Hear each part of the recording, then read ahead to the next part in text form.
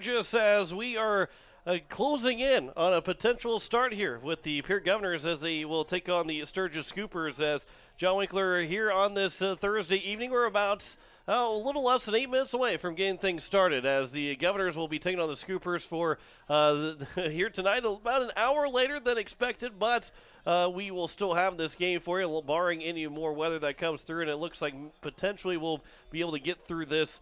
Hopefully we'll get through this and have Pierre Governor soccer throughout the rest of the night here on a KCCR. So looking forward to a good matchup here between Pierre and Sturgis. The Governors are coming in at 2-1, scoring 13 times in 3 games.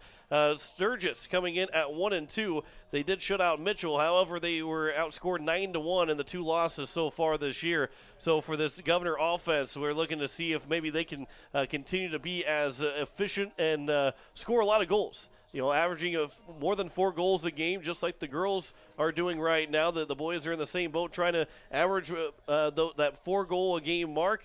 And it's tough to beat teams when you're averaging 4 goals. It's tough for another team to come in and beat you. And the Governors are looking to continue that offensive output. And that's, again, Cole Peterson with 6 goals. Rylan Derry with, I believe, 3 goals so far on the season. So those two have combined for 9 of the 13 that have been scored by this Pierre Governor team so far. And they have done a really good job offensively. And, of course, Carson Ahart's in net, not allowing a whole lot of goals to go around. And Pierre is going to need to look for that again here this evening to try and be strong offensively and good defensively as well. We'll step aside for 3 minutes. We'll come back with more of the pregame show between Pierre and Sturgis for the boys soccer match. You're listening to Pierre Governor Soccer here on KCCR and on YouTube at KCCR Sports. At Black Hills Federal Credit Union, our top priority is providing value to our members. Since 1941, we have helped our neighbors buy homes and vehicles, finance their farms and ranches, insure their assets, and retire comfortably. From Custer to Sioux Falls, we live and work in our communities, and we treat our members like family. Visit bhfcu.com to learn more about how you can join. BHFCU is member-owned, not-for-profit, and federally insured by NCUA. It takes hard work to reach goals. It's a truth that applies to more than just sports. It also goes for your financial goals. You work hard for your money. You deserve an investment strategy that lines up with your game plan. Your local Edward Jones financial advisor can help. If your investments aren't getting you closer to the win, visit edwardjones.com or stop by your local Pierre area Edward Jones office for a financial review. Edward Jones, making sense of investing. Member SIPC. It is time to control noxious weeds. Do you have a control plan in place? If not, contact your local weed and pest supervisor to help you set up a plan. Effort now will save you time and money in the future. This is Paul Johnson, South Dakota State University Extension Weed Science Coordinator, asking for your support to get this statewide noxious weed problem under control. As long as you have a local cooperative, you'll never farm alone. At CHS Midwest Cooperative, our team is your team, ready to help you make the decisions that are vital to your operation. From the seed, plant health, and marketing the grain, to fuel to keep you running, the feed to supplement your herds, and the financing programs to make it all possible. We're here for you. Give CHS Midwest Cooperative a call today and let us show you the value of the co-op. Local, loyal, and trusted for generations. Service Master of Pierre. It's no secret we clean carpets professionally, but not many people know we clean furniture, kitchens, bathrooms, walls, floors, and windows. We also do fire and water restoration, plus construction cleanups. There's nothing we can't clean. Give Service Master a call at 224-9919. Service Master, the clean you expect, the service you deserve. Service Master, 224-9919. At Shane's Pharmacy, your healthcare is important, and Shane wants to be the pharmacist to take care of you. Shane's Pharmacy will make sure your prescriptions are filled in a timely manner, they will answer your questions, and they will even deliver to your home or office. Call 223-9200. Shane's Pharmacy, the pharmacy you know and trust. The number again is 223-9200. Shane's Pharmacy in Fort Pierre, proud to support high school athletics.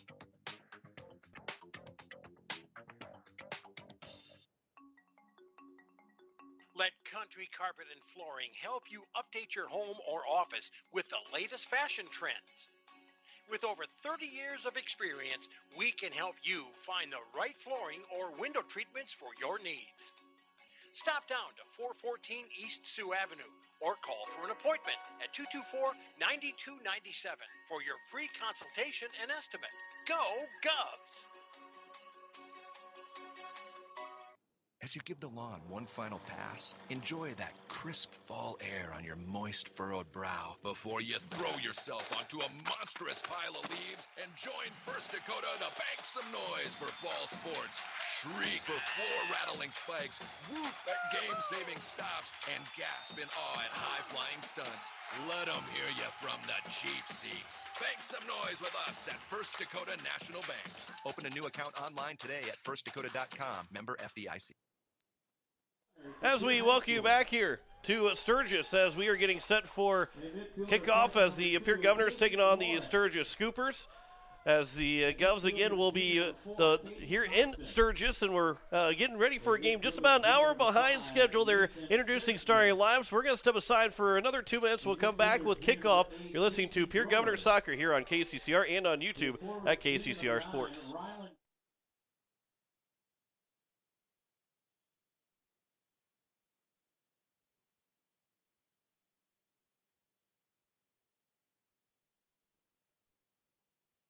KCCR AM 1240. And Once upon a time, a few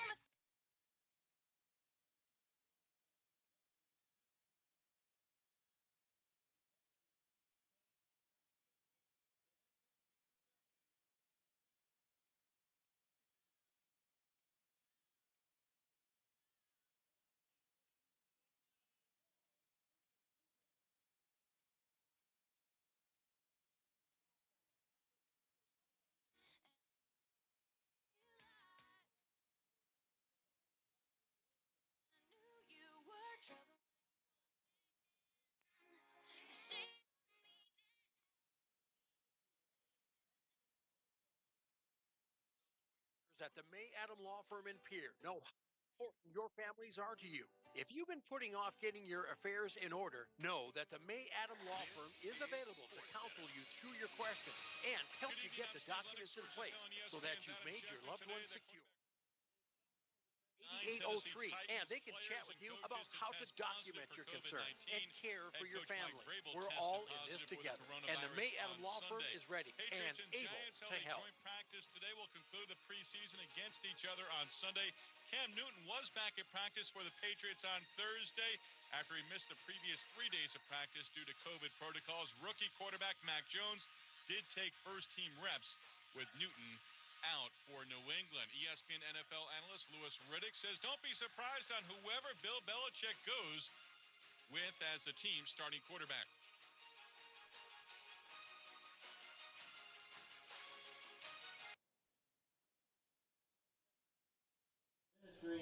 As we welcome you back here as we are getting set for kickoff between the Pierre Governors and the Sturgis Scoopers. John Wickler alongside and Chris Derry as we welcome in Chris. Good evening to you, Chris. We get soccer this evening. We get boys soccer this evening. Isn't it exciting? Yeah. After an hour delay, a little bit of lightning, can't go wrong with that. Right. I was going to say, nothing like a late Thursday night here for Pierre Governor Soccer, but they're looking to go to 3-1 on the season. And obviously, we've watched these first three games of the Pierre Governors, and they play. Their offense has been really, really good to start this season. Yeah, it's over the past 10 years, that's one thing that's always been lacking with our Governors has been some offense. And this year already scoring the amount of goals that they've scored, they've I believe equaled the amount of goals they scored all of last year in the first three games. So that's a heck of an accomplishment, and I don't see it slowing down tonight. And they will be looking for and Sturgis again. Their two losses have been 9-1 in terms of for Sturgis. When they've lost those two games, they've been outscored 9-1. And for the Pierre Governors, they're looking to kind of continue that trend for Sturgis. They want to get up early on them and take it to them right away. they're having a meeting right now on the field, the coaches as well. There is a little bit of lightning way back in the distance, and we hope that stays way back in the distance, and maybe we can see it up here, but they can't see it down the field. That'd be nice. That would be very nice. I'd like to see this game get going because the weather behind it looks pretty nice. So let's get this underway and get rock and rolling. And Pierre Governors, we're going to go from right to left on your radio dial. The Sturgis Scoopers from left to right. So we are set for soccer here this evening, about an hour later than what we're hoping, as we welcome you on KCCR, kccrradio.com, and we also like you to welcome you on YouTube at KCCR Sports, trying to get that feed going back to the way we want to here, and maybe we'll get that back into good shape here as we are set for soccer here this evening. Rylan Derry will be the guy to get us going. He's standing in midfield as the Governors will have the first possession to kick things off. Soccer here on a Thursday evening. A little bit of rain, a little bit of lightning can't stop the Pierre Governors and Sturgis Scoopers for now, trying to get this game underway. We're hoping that, and it does look good out to our west, and we're hoping that stays that way throughout the rest of this evening. Yeah, it can just kind of keep right on rolling here and let the rest of that stuff keep going to the south and southeast. Again, John Winkler alongside Chris Derry as he's joining me here for the broadcast, as the Governors, again, have Carson Aharts in nets for them, as did not catch who it is in net for the Sturgis Scoopers. But we will get you that information here as we go along this evening. That we are underway as the Governors have that first possession as they work it on the far side of the field, and it will be then turned over to the Sturgis Scoopers up towards the attacking third, but then taken by the Governors as here they come looking to go the other way. Up for Rylan Derry. He is onside, and Derry out to the corner of the box. So try and get a shot away, and it goes out towards the side and knocked out. It was going offline, but it is going to go out now for a corner kick. So good first shot for Pierre, and now a corner upcoming for the Governors. Yeah, it's a nice little giveaway for the Pierre now. Now we just need to capitalize on this corner.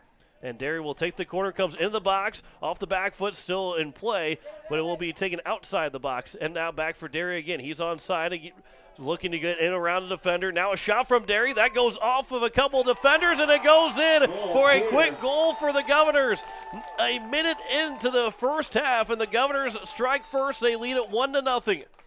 Nice assist there from Rylan. He broke down the defense on the left side there, and or the right side of the Sturgis defense, left as he's going, and got it in. And Nathan Ershman with the finish off of the deflection. So Ershman will get the goal to open up play as they now lead it 1-0 for a minute in.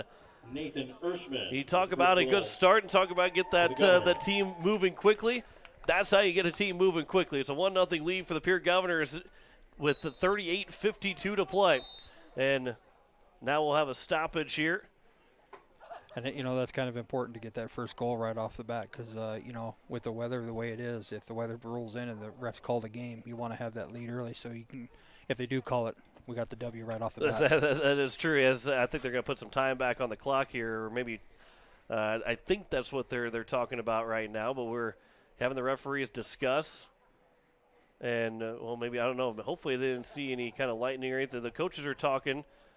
Miguel Manriquez is over there as well, listening to the conversation. They're talking about offsides. They think Rylan was offsides because he came from the corner kick, came back onside to get the ball, and they don't feel he established himself onside is what they're arguing about. So they are continuing to talk about that. They're now bringing in the other official on the far side who would have made the call. If there was an offside, he was the official to make the call. They kind of were talking to the one on the near side here that wouldn't have been able to make that opportunity to make the call there. However, they're talking to now the far side, and they're going to see if Sturgis can try and win the argument. I don't see that happening. I don't see it either. I will not try and say that I know a lot about soccer, but I do understand the offside rule, and I just don't see how they can make that call, especially without any kind of video review to try and check on that. And we'll see what they might, if they will keep it a goal or not, or if they'll call it offside. I don't.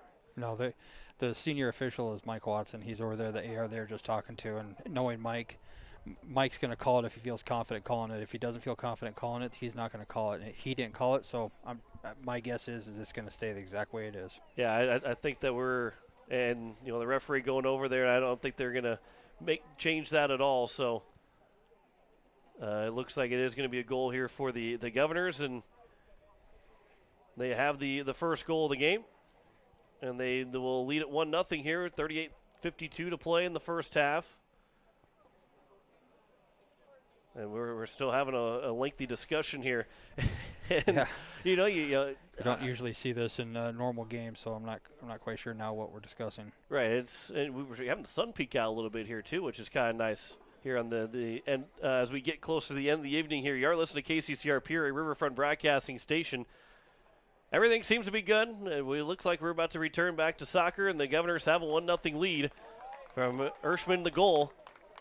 Get the assist to Ryland Derry, and we are back to soccer, and the Governors lead it 1-0 here over the Sturgis Scoopers as we have the Scoopers have possession at midfield, and they'll try and work it to the far side.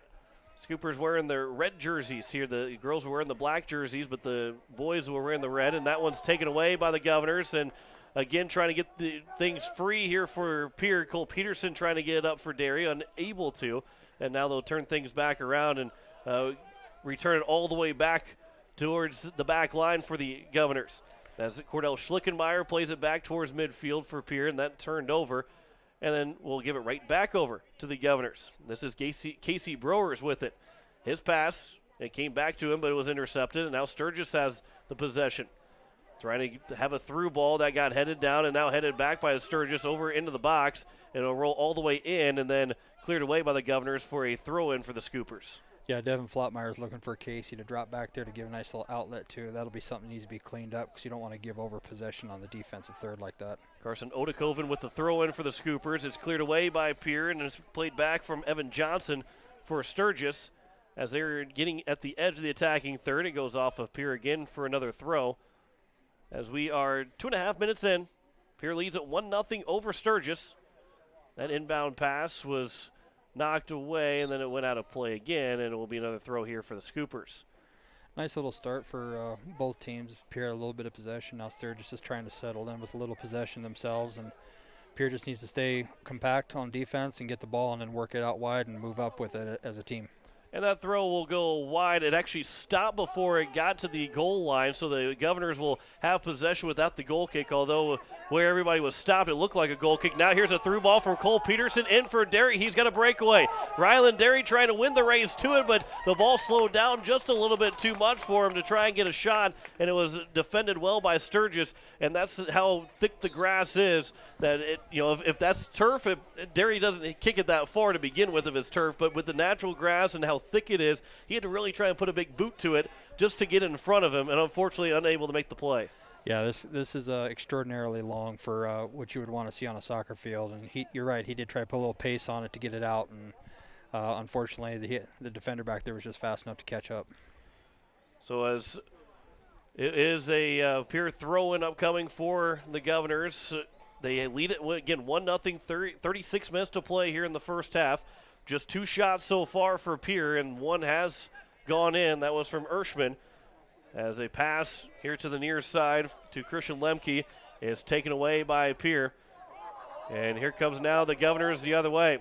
Good pass from Peterson over for Derry. And Derry lost the ball. He had a couple guys starting to break free, but couldn't quite get that through ball to start for the Governors. Yeah, he just a little bit too slow on the touch there. Again, grass playing a factor, and he just needs to pick up his speed a little bit with the ball at his feet. As it's knocked down by Flotmeyer. Jeremy Knigge over there trying to hound Carson Walter, and then stolen by Pierre, and now the Govs will try and go the other way. Instead, they'll slow things up a little bit, and we saw this from the girls' team, and we're seeing a lot from the boys' team as well, using the defense to pass the ball back, take that sure pass, and open things up on the rest of the field, and that's something that is kind of lost to maybe a common fan for soccer, being able to pass the ball back and then go forward. Yeah, it's a good thing when you have a team that's playing compact like Sturgis is. Back the ball back out to your defense and let them spread out a little bit, and then you find those gaps a lot easier when you spread the field and move side to side and give yourself a little width and length. Here's a long free kick for the Governors. It rolls into the box, and it will be grabbed by the goalkeeper for Sturgis. It was a foul committed by Sturgis, and Pierre tried to get Sturgis off on their heels a little bit, try and catch them off guard with a quick free kick. But it rolled just a little bit too far. We won't say that very often that it rolled too far tonight. No, I don't think so. I think it'll be more. He tried to get it out in front of him and it got stuck. Yeah, as that one will get towards the box, and that one stopped as it got to the edge of the box and to the line extended out to the sideline. It was cleared away by Pierre, but it will be a throw-in here for Sturgis as they are trying to get in. They're in the attacking third as Sturgis.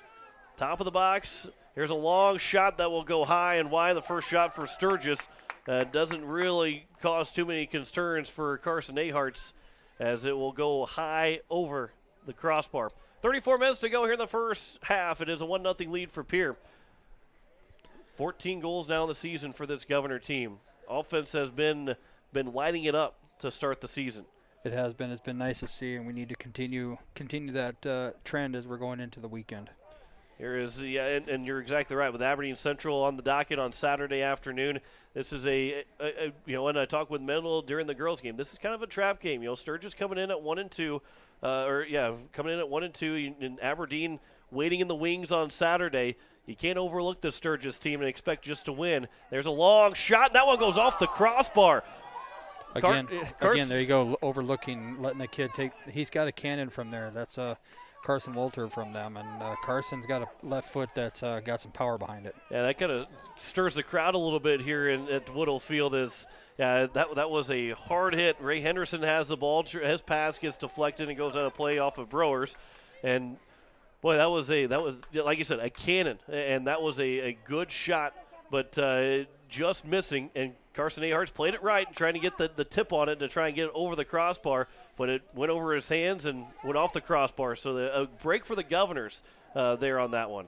Here is Cole Peterson as he'll take it away. That one, long stretch pass. Here's a long chance. Derry comes out. That's a bad decision by the goalie. And the goalie comes out. The shot's going to go wide, and even if it had been on target, it may not have actually got all the way to the goal because of how slow the grass or how tall the grass and slowing everything up it is. Here's Cole Peterson with a long shot. That one never tested, never got close, and goes well off and wide. Yeah, that's that's one of those decisions there. The goalie, it's a bad decision until it's a good decision, and that was one of those. As a coach, you're scratching your head, going, no. Oh, thank goodness. Right. Yeah. Yep. You hear that a lot in basketball sometimes. You go, no, don't take that shot. Okay, good shot. Yep. Yeah, that worked out for Sturgis. They catch the break after the Governors caught a break moments ago. Still 1-0 lead here for Pierre with 31:50 to go in the first half, and Pierre is. Sturgis defense, and you can talk a little bit about this, Chris. Sturgis defense has really moved up, so Pierre's really trying to take advantage of a long through ball pass. Yeah, they're playing a really high line, thinking that they can run with the Governors, and so far they've proven that they can. But I think on a normal field where the grass isn't so long, that's a dangerous way to play. But with this grass sticking like it is, the ball's just sticking to it, and it makes that high line even more effective. As there's a pass here for the Scoopers. Evan Johnson has it. He'll try and throw one down the near side. And that one is for Carson Odekoven. Back up for Johnson. And he'll try and cross the field, go the far side. That one intercepted and played up, but right back to the Scoopers.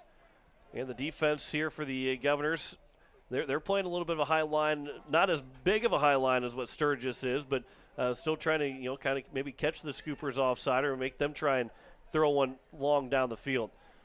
Yeah, Sturgis obviously is practicing on this, so they understand their grass probably better than us, and they're taking advantage of that. There's a good cross trying to get into the box, but a good play from the Governors. Flotmeyer, I believe, was there to knock that one away, and it is going to go for a corner kick, but I don't. That went on the wrong side. I think it's just a throw. Carson Walter with the Scooper corner kick. Yeah, it would just be a throw here. Walter tried to. Yeah, he tried to get the referee to bait him into a corner kick. That's not a bad play there from Walter. No, hey, take any advantage you can. Right, and the Governors were on it, trying to say, make sure that he knew that it was not going to be a corner. That one cross goes out of play, so it will be a goal kick here for Carson Aharts.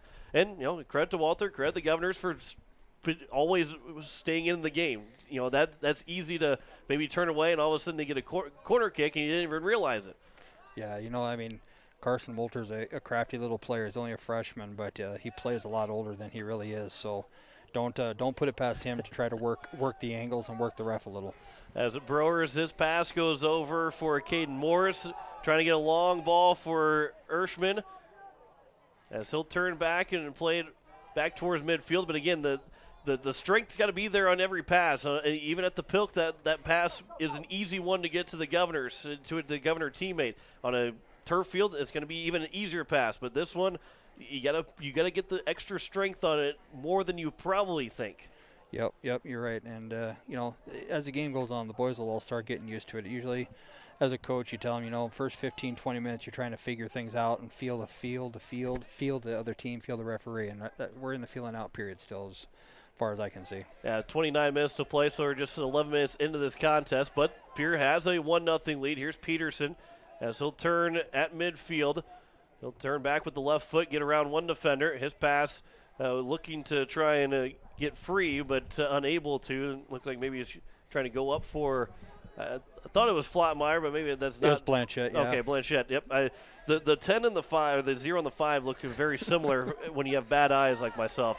That one, again, trying to get a through ball, and that's kept away, and a good pass back. Maybe a hard pass from Schlickenmeyer, but a pass to keep it from going to a corner. We'll have our first subs for Sturgis, and it'll be a throw here for the Scoopers. Will be number 23. Yeah, Ryan and this Bostrom. now you're starting to see a little bit of the strategy. So the coach is subbing in, taking out his captain, probably going to make some adjustments. You can already see they're switching from a 4-back to a 3-back system already. What it looks like. So now Sturgis gets in. That cross comes in. It's going to be offside, and it will be a free kick here for Pierre. A good attempts here from Sturgis. They got it into the box, but the header was offline from the Scooper player and ended up being offside anyway, so it wouldn't have mattered. But they're a good threat, a good almost threat from Sturgis. Yep, and I was wrong there. They are back in the 4-back. Okay, so it's always fun when the coaches make the first sub. You kind of see what their strategy they're trying to figure out is. So it'll be fun to see what Coach Lauder over there at Sturgis is trying to figure out with the Pierre guys. Pierre turns it over after the offside free kick. Flatmeyer, though, able to interrupt the attack from the Scoopers. Sliding play from Caden Thompson and goes out of play off of Thompson. It'll be a throw here for the Scoopers, as we'll have a sub coming in here shortly. Tomty will be the one that will check in. Peter will bring a nice little some maturity there in the middle, and a good understanding of the game. We'll just see if he can fit into what Coach Manriquez is trying to do here. As there's a long clearing attempt from the Governors. Again, turf field, even at Pilk, rolls all the way inside the box. That one just stopped about 15 feet or even probably 15 yards in front of the box. Governors will take it over at midfield. On the long crossover for Derry, trying to get it in. It's still in the box. Derry has it. He'll take it outside the box. He doesn't take it outside the box. He's there at the corner, and he's able to throw it off of one of the Scooper players to give himself a corner kick, and it's the second corner. Well, the last time Governors had a corner, they scored the first goal of the game.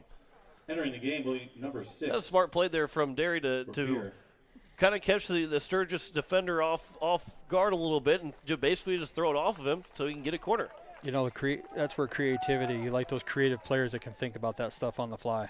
Derry gets it in, trying for a header, a long run in, and it was missed by the Governor, so it'll go the other way now for Sturgis as they'll try and counter on the attempts. I believe that was Jeremy Knigge that came flying in for the header, and he got a long run to get back on defense. Luckily, the Governors are able to push it out of play, so they're a throw in, and Knigge is back defensively. Yeah, give him a little shot up, and then got to get back and catch your breath and back on defense. The long throw. Here's a chance now for Sturgis. They started to get in, but again, the ball was stopped and now turned over to the Governors. And we'll see how the Governors can respond going the other way. Trying to get one through for Peterson. He comes out. The goalie comes out. Peterson with a shot, and it just goes wide. And that's the second opportunity now for the Governors where the goalie has gone way out of the box and it's worked both times, but he's been very, very aggressive, and Peterson just missed his first goal of the game. Yep, it's a dangerous tactic, but so far it's working for him. We'll see if that continues for him as the game goes on here. 25 minutes to play here in the first half, and you got to think that Coach Manriquez, that one goes down, it'll be a throw here for Sturgis. That you got to think that will be maybe a talking point at halftime, but also for the simple fact that I think both Derry and Peterson, who have had to deal with that, will understand now what's going to be coming the next time that might happen. Yeah, instead of taking that long shot, take a touch around him and just take the easy shot in. Brewers will push it towards the middle of the field as it'll be grabbed by Derry. He'll dribble forward. He's got some good room, and then he gets nudged off the ball, and they allow play to continue. But then Sturgis turns it right back over to Brewers near midfield. And now with the rain that came through, it kind of washed away even the little bit of lines that there were, and you can see a little bit of the football lines too here at Willow Field. So midfield, the center line is really getting hard to see. I'm thinking it's like the 45-yard line on each side, but yeah, they got a red cone out there for us. So thankfully now we can see where that's actually at. As that one rolls in the box and Carson Aharts will grab it. But I keep looking at the 45-yard lines. I'm like, oh, that's where the center line. No, that's not it. 5 yards to go. Yeah, I'm glad you put the cone down there. It makes it a little easier. The lines have definitely washed away with that rain. The throw for the kick from Aharts goes off the chest of Brewers and now turned over to the Sturgis Scoopers. It went out off of Brewers, and it will be Odekoven to throw it in. And now here's Sturgis, so the long shot and an easy save for Carson Aharts. Jumping up high to make that grab, and the first save for Aharts in net. Yep, first official save, and it's going to be difficult to get a ball over the top of Aharts. I mean, 6'3", 6'4" is hard to get a ball over. And that's the beauty of having Carson Aharts in net is how tall he is, how long his arms are. Yeah, you're right.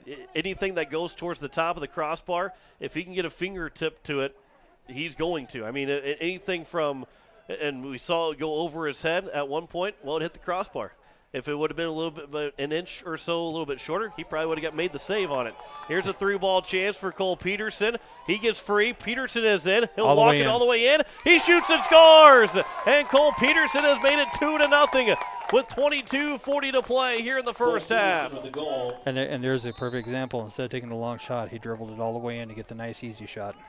So and the goalie did not come out this time, but for Peterson, he was very patient and tried to bait the goalie to come out. And when he finally started to, an easy tap-in goal, and Peterson's got his 7th of the year, 7 in 4 games for Cole Peterson. It's a good pace to be on. It's just we got a good. I got to put 22:45 back on the clock, so 6 seconds will return to the clock, but it is a 2-0 lead here for the Pierre Governors. I don't know if the clock guy heard him or not. And they're gonna work. By the time they get it on there, might as well just let it play and just wait for 6 seconds to go by and then start the clock, right? Yeah, I mean, 6-1, half and does the other. Either way, we can, but there we go. It is. There you go. Racking, and I hate to say it, but also just to kind of keep in mind that I did see a little bit of lightning off to our left, but that should be east enough where it shouldn't bother us at all. I hope that's the case, and everything stays that way. That would be nice. But it is a 2-0 lead, and the fireworks and the lightning show that the Governors have put on so far, with the 2 goals, first from Ershman and then also from Peterson. And a 2-0 lead here for the Governors, trying to win their 3rd game in 4 tries this season. Nice little patience, take the ball, let's get it away from pressure. Just pass around, get a nice little rhythm going here and pull the Sturgis out and then find the little gaps in there. You see them going forward, you find those gaps right there like where Caden Morse just popped into. And here is now, again, an opportunity to get the ball up the field for the Governors. A pass comes in, and onside is Brewers. He'll chip it forward, and that goes in, and it's a 3-0 lead for the Pierre Governors with 21:49 to go here in the first half. What a fantastic pass and a perfect shot from Brewers. That was a great pass. Ryland gave the look to Cole. The defense kind of pushed over, and then Casey snuck in behind, and Ryland just gave him a ball right on top of his foot, and Casey had the patience and the understanding. All he had to do is just touch it in. And so not even a minute later, just 56 seconds later, the Pierre Governors make it 3-0 over the Sturgis Scoopers. And we're seeing this offensive firepower continue to attack and not allow anything. And I was just about to mention that now with what you're watching with this 3-0 lead now, the patience that you can have all across the field where Sturgis – the urgency starts to pick up a little bit more for them. Yeah, it does. I mean, they got to start. They got to find their footing right now. They're on the wrong side of a railroad tracks right now. They need to get some pass, get some possession in, knock the ball around a little bit, and then try to find some success like they did early on. That one will go out of play, and it'll be a throw in here for Sturgis. So we're just about a quarter of way in this or in the game halfway through the first half, and Pierre's opened up a 3-0 advantage, and things might open up a little bit more here for Pierre. Yeah, you never know. Yeah, and Sturgis, again, in the 2 losses, have given up 9 goals in 2 losses, and there will be a foul call that's just outside the box, and this will be a huge opportunity for Sturgis. So they want to try and claw back into this one and climb back in. Here's a spot right now, the free kick that's probably about 10 yards behind or outside the box. And you got number 4, Carson Walter, getting ready to take it. And I can tell you from experience of coaching this kid, he's going to put in a nice textured ball right here. Carson needs to be on his toes. So they'll have a 4-man wall standing at the top of the box.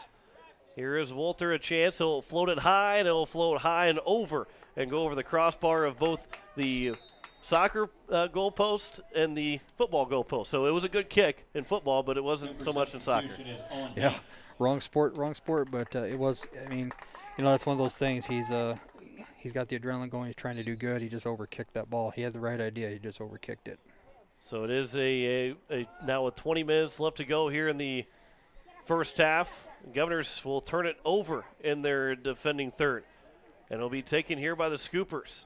And they're going to pass it back, so showing some patience here. They're down 3-0, but show some patience trying to get that first goal of this game, and that one will be kicked out of play by Sturgis, so it'll be a throw-in here upcoming for Pierre. Yep, and that's exactly what I just talked about. Get the ball, knock it around a little bit, get a little rhythm going on the ball.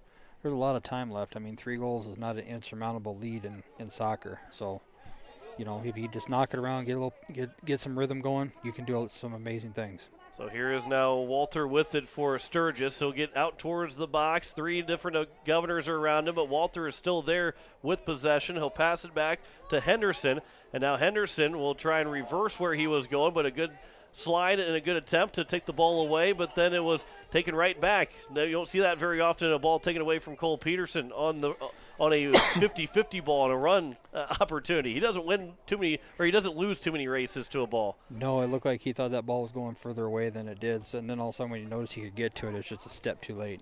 There was a long shot there from Sturgis that went well wide and out of play, so it'll be a goal kick here for Pierre. Leading 3-0 with 18:50 to play in the first half. There's the Pierre boys are doing well. They just need to clean it up in the middle there. That freshman, Carson Walter, he's getting free in there. They need to clean that up a little bit.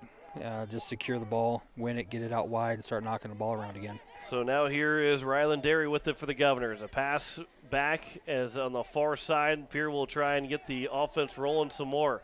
Derry with it near midfield. Will lose possession, and it will be taken by Walter. And Walter's pass was intercepted by the Governors, but it given right back to Walter. Here's a cross coming in. Nice head down by the Governors to clear it away. I believe that's Schlickenmeyer that knocked that one down. A good play there defensively from Schlickenmeyer. And a foul is called on Pierre. Walter is able to draw it, and it will be a free kick here for Sturgis. Yeah, that's an unfortunate call right there. I think that's a tough call on slick fields, and the ref's giving him warning. That's twice he's called him on it. So give him the warning, telling him next time he calls it, it's going to be a card. So here's a free kick. It comes into the box, but then cleared right back out by the Governors. And that pass over near the sideline. A good job by Sturgis keeping it in play. Johnson did a good job on the near side to keep it in play, but then a cross to the middle of the field is taken by Pierre, and now a long run going the other way here for the Governors. Still moving forward, and it's Caden Thompson, and then a foul, and it's going to be against Pierre. So Thompson ran over his man, and actually the referee will go over and talk with the assistant referee there on the far side. Yeah, I'm going to tell you right now, again, Mike being the senior official, I'm going to be surprised. Pierre going to let that go. Yeah, Pierre thought that maybe they're the beneficiary of the foul being called. He did turn him over, so it is going to be a Pierre kick. So it is a Pierre free kick, and they had basically a free kick because was it Peterson that took the free kick, and he booted it and maybe put himself in a good position to see where he wants to put it. This will come free. It was missed by the goalkeeper. And the Governors still have possession inside the box. That pass comes in free. Browers. That goes off the football goal post. Actually, that was Peter. Oh, it's Peter. Okay. Yep, it was Peter. It was a nice shot. Well, boy, he nearly had his first of the year, and that would have been fantastic to see. But that was a hard shot, and it bounced off the football crossbar. It was a good idea too. Ryland didn't have any angle. Saw Peter running in. Peter communicated with him. Nice little layoff. They just need to connect on it next time, and that's a beautiful play. So now here's Derry near midfield, passes it back for Flottmeyer, and then he'll go across the field and it'll roll just a little bit too far, and away, and it'll be a throw here for Sturgis. Yeah, it was a good idea. He was trying to switch the field where there was a lot of open space and just mishit the ball. Derry will take the ball away. Peterson will take the ball away. Now he's got Derry with him, and Peterson will move in. Peterson's got an opportunity. His shot. He scores again, and Cole Peterson has made it 4-0 with 15:36 to go here in the first half. And Pierre continues to be off and running. That's it, and that's right there is the effect of having two goal scorers. The defense can't leave Ryland, because if they leave Ryland, they know they're going to get pounded for it. So they have to respect Ryland, which gives the open space for Cole, and Cole's going to take that advantage every single time. And if he keeps being patient like that, it's going to be a long day for the goalkeeper. Well, the senior and junior up there up front for the Pierre Governors, I think every team would love to have a Cole Peterson and Ryland Derry on their team. Offensively, because those, and probably defensively too, but those two guys, like you said, they're just too good of goal scorers to leave one alone. But you can't. You're trying to defend two guys at one time, and it's hard to do. It is, and as a coach, I know I've been in Coach Lauder's situation before, and you got to sit there and figure out how to stop the opportunities that they're getting, and 9 times out of 10 that starts with us cutting off the service in the midfield. So we'll see if they make adjustments, because otherwise it's gonna, like I said, it's gonna be a long day for the goalkeeper. A 4-0 lead here for the Pierre Governors right now, with 2 goals from Cole Peterson, Ershman, and Browers. Have the 4 goals so far for Pierce. Still 15 minutes left to go, 14:50 left to go in the first half. So Pierce trying to maybe put a handful on the board in the first half. And obviously if you get to a 10-goal lead at some point in the second half, any point in the second half, the game will end. And not saying we're going to get to that point, but Pierce kind of on pace. If they continue at the pace they're going, could end this game potentially early. Yeah, I think they got to play officially 60 minutes, and then after that, it's okay. It's no matter what the score is. I'm not sure if it's 60 or 65, but I believe it's right in that area. So the Govs right now leading 4-0 with 14:15 to go here in the first half. Carson Aharts end up picking the ball up, so now he'll throw it over here to the near side, and the Govs will move it up the field. A pass up for Peter, and now forward all the way down for Ershman, trying to race after it. That goes off the referee. It went out of play off of Ershman, so a throw here for Sturgis, and they'll turn the ball right over to the Governors at midfield. Cross. Round with the switch of points. And that cross tried to spring free for Peter, but unable to get over to him. Flottmeyer now. They'll pass it back, and again, good patience here from the Governors. Schlickenmeyer, his pass goes up for Derry, just missing him. And now Sturgis will turn it over to Derry. He'll turn his pass back now for Browers. Browers in the middle of the field. They didn't go to either one of the 2 Governors, and now it'll be on the far side. Yeah, he just needs to slow down a little bit. He's getting the ball and just kicking. He just needs to pick his head up, make a nice, simple pass. The passes are there. And that one will be a long ball that will go towards the corner of the box and then cleared away by Aharts. A little dangerous there for the Scoopers. One of the players stepped on the ball trying to stop it and then ends up passing it out of play to the near side. And it'll be a throw now here for the Governors. Yeah, that's got some subs coming in here. Be interesting to see what he's going to do here with the subs. Looks like Peter's coming off. Browers is coming off, Morris is coming off, and Ershman's coming off. So it'll be Spencer Taylor coming in as one. Yeah, Spencer Taylor, Hudson Allen, Caleb Morris, and Caden Aharts all just came into the game. There you go. I'm struggling to find them all on my sheet. There's a lot of subs that are coming in. Haven't seen some of these numbers. I don't even have some of the numbers on my sheet right now. So I'll be leaning on you, Chris, a little bit to help me out on who everybody is, as the Governors, again, leading 4-0, use quite a few subs right there to add to and get some fresh legs in, as Flottmeyer does have possession. His pass up for Peterson. And he'll try and get through 3 different defenders of the Scoopers. And losing it back for Flottmeyer and trying to throw it down for Ryland Derry. And it'll roll all the way down and it will be grabbed by the goalkeeper for Sturgis. Yeah, they're just – this is, in my opinion, this is a good idea. Get some guys in that you get some varsity time. Also, you got a big game coming up in 2 days. If you get a comfortable game going out there, let's get some guys off, get them a little rest. No reason to pick up any injuries or wear guys out 2 days before a game that is going to be a tough game for early season. Yeah, and you also think about then too that the field conditions that you're playing on, that probably is a big factor in the for this Governor team to try and avoid injuries, because it's a slick field and it's the tall grass. They're not really used to playing in the thick grass like they have for this game. So a lot of factors are going into it, and like you also mentioned too, Chris, that Aberdeen Central is going to be a big game on Saturday, and there's no reason to try and get any injuries from any of your starters and really anybody. Yeah, I mean, you're just taking nothing away from Sturgis. They're just not where Aberdeen is, and again, every team's at a different spot in the season so far. But we're going up to Aberdeen. It's going to be on turf. It's going to be a fast, hard game. Getting some guys getting some bench time, getting them rest is definitely not a bad thing. It's turned over here. Sturgis has it in the attacking third. Up to the top of the box here. Walter, his shot. That one will go just wide. Walter just missed it, and it will be a goal kick here for. Looks like it's going to be a corner kick. The ref called a glance off of somebody. So it'll be the first corner now here for Sturgis, and we'll see what they can do with a set piece with 10 minutes to play in the first half. Down 4-0. Carson Aharts needs to be careful here. I've seen Carson bend this ball in on a corner kick, so you need to be on your toes and be ready for it. So here it comes from Walter. It goes to the back post and headed away by the Governors, and it will get outside the box and will be played now for Sturgis, still with possession, going back towards the edge of the attacking third, then turned over. And now Cole Peterson got 2-on-1 upcoming here along with Ryland Derry. Peterson over the top for Derry. Maybe went a little bit too far, and it is an offside on Derry. And it will be a free kick upcoming now for Sturgis. A good thought process for both those guys, and that the last defender stepped up just enough to get Derry offside.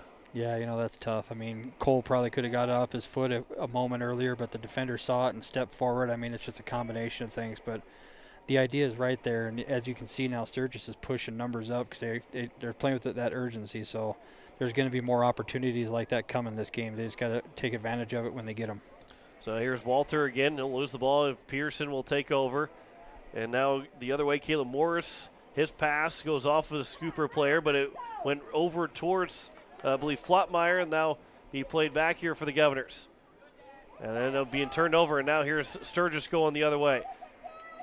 Trying to step up, make a defensive play, unable to. That was Spencer Taylor, and it comes inside the box. There's a shot that goes high over, and we'll see if it's a goal kick, and I believe it is going to be a goal kick, not touched by the Governors. Another good look there from Sturgis, but it is still a 4-0 lead here for Pierre.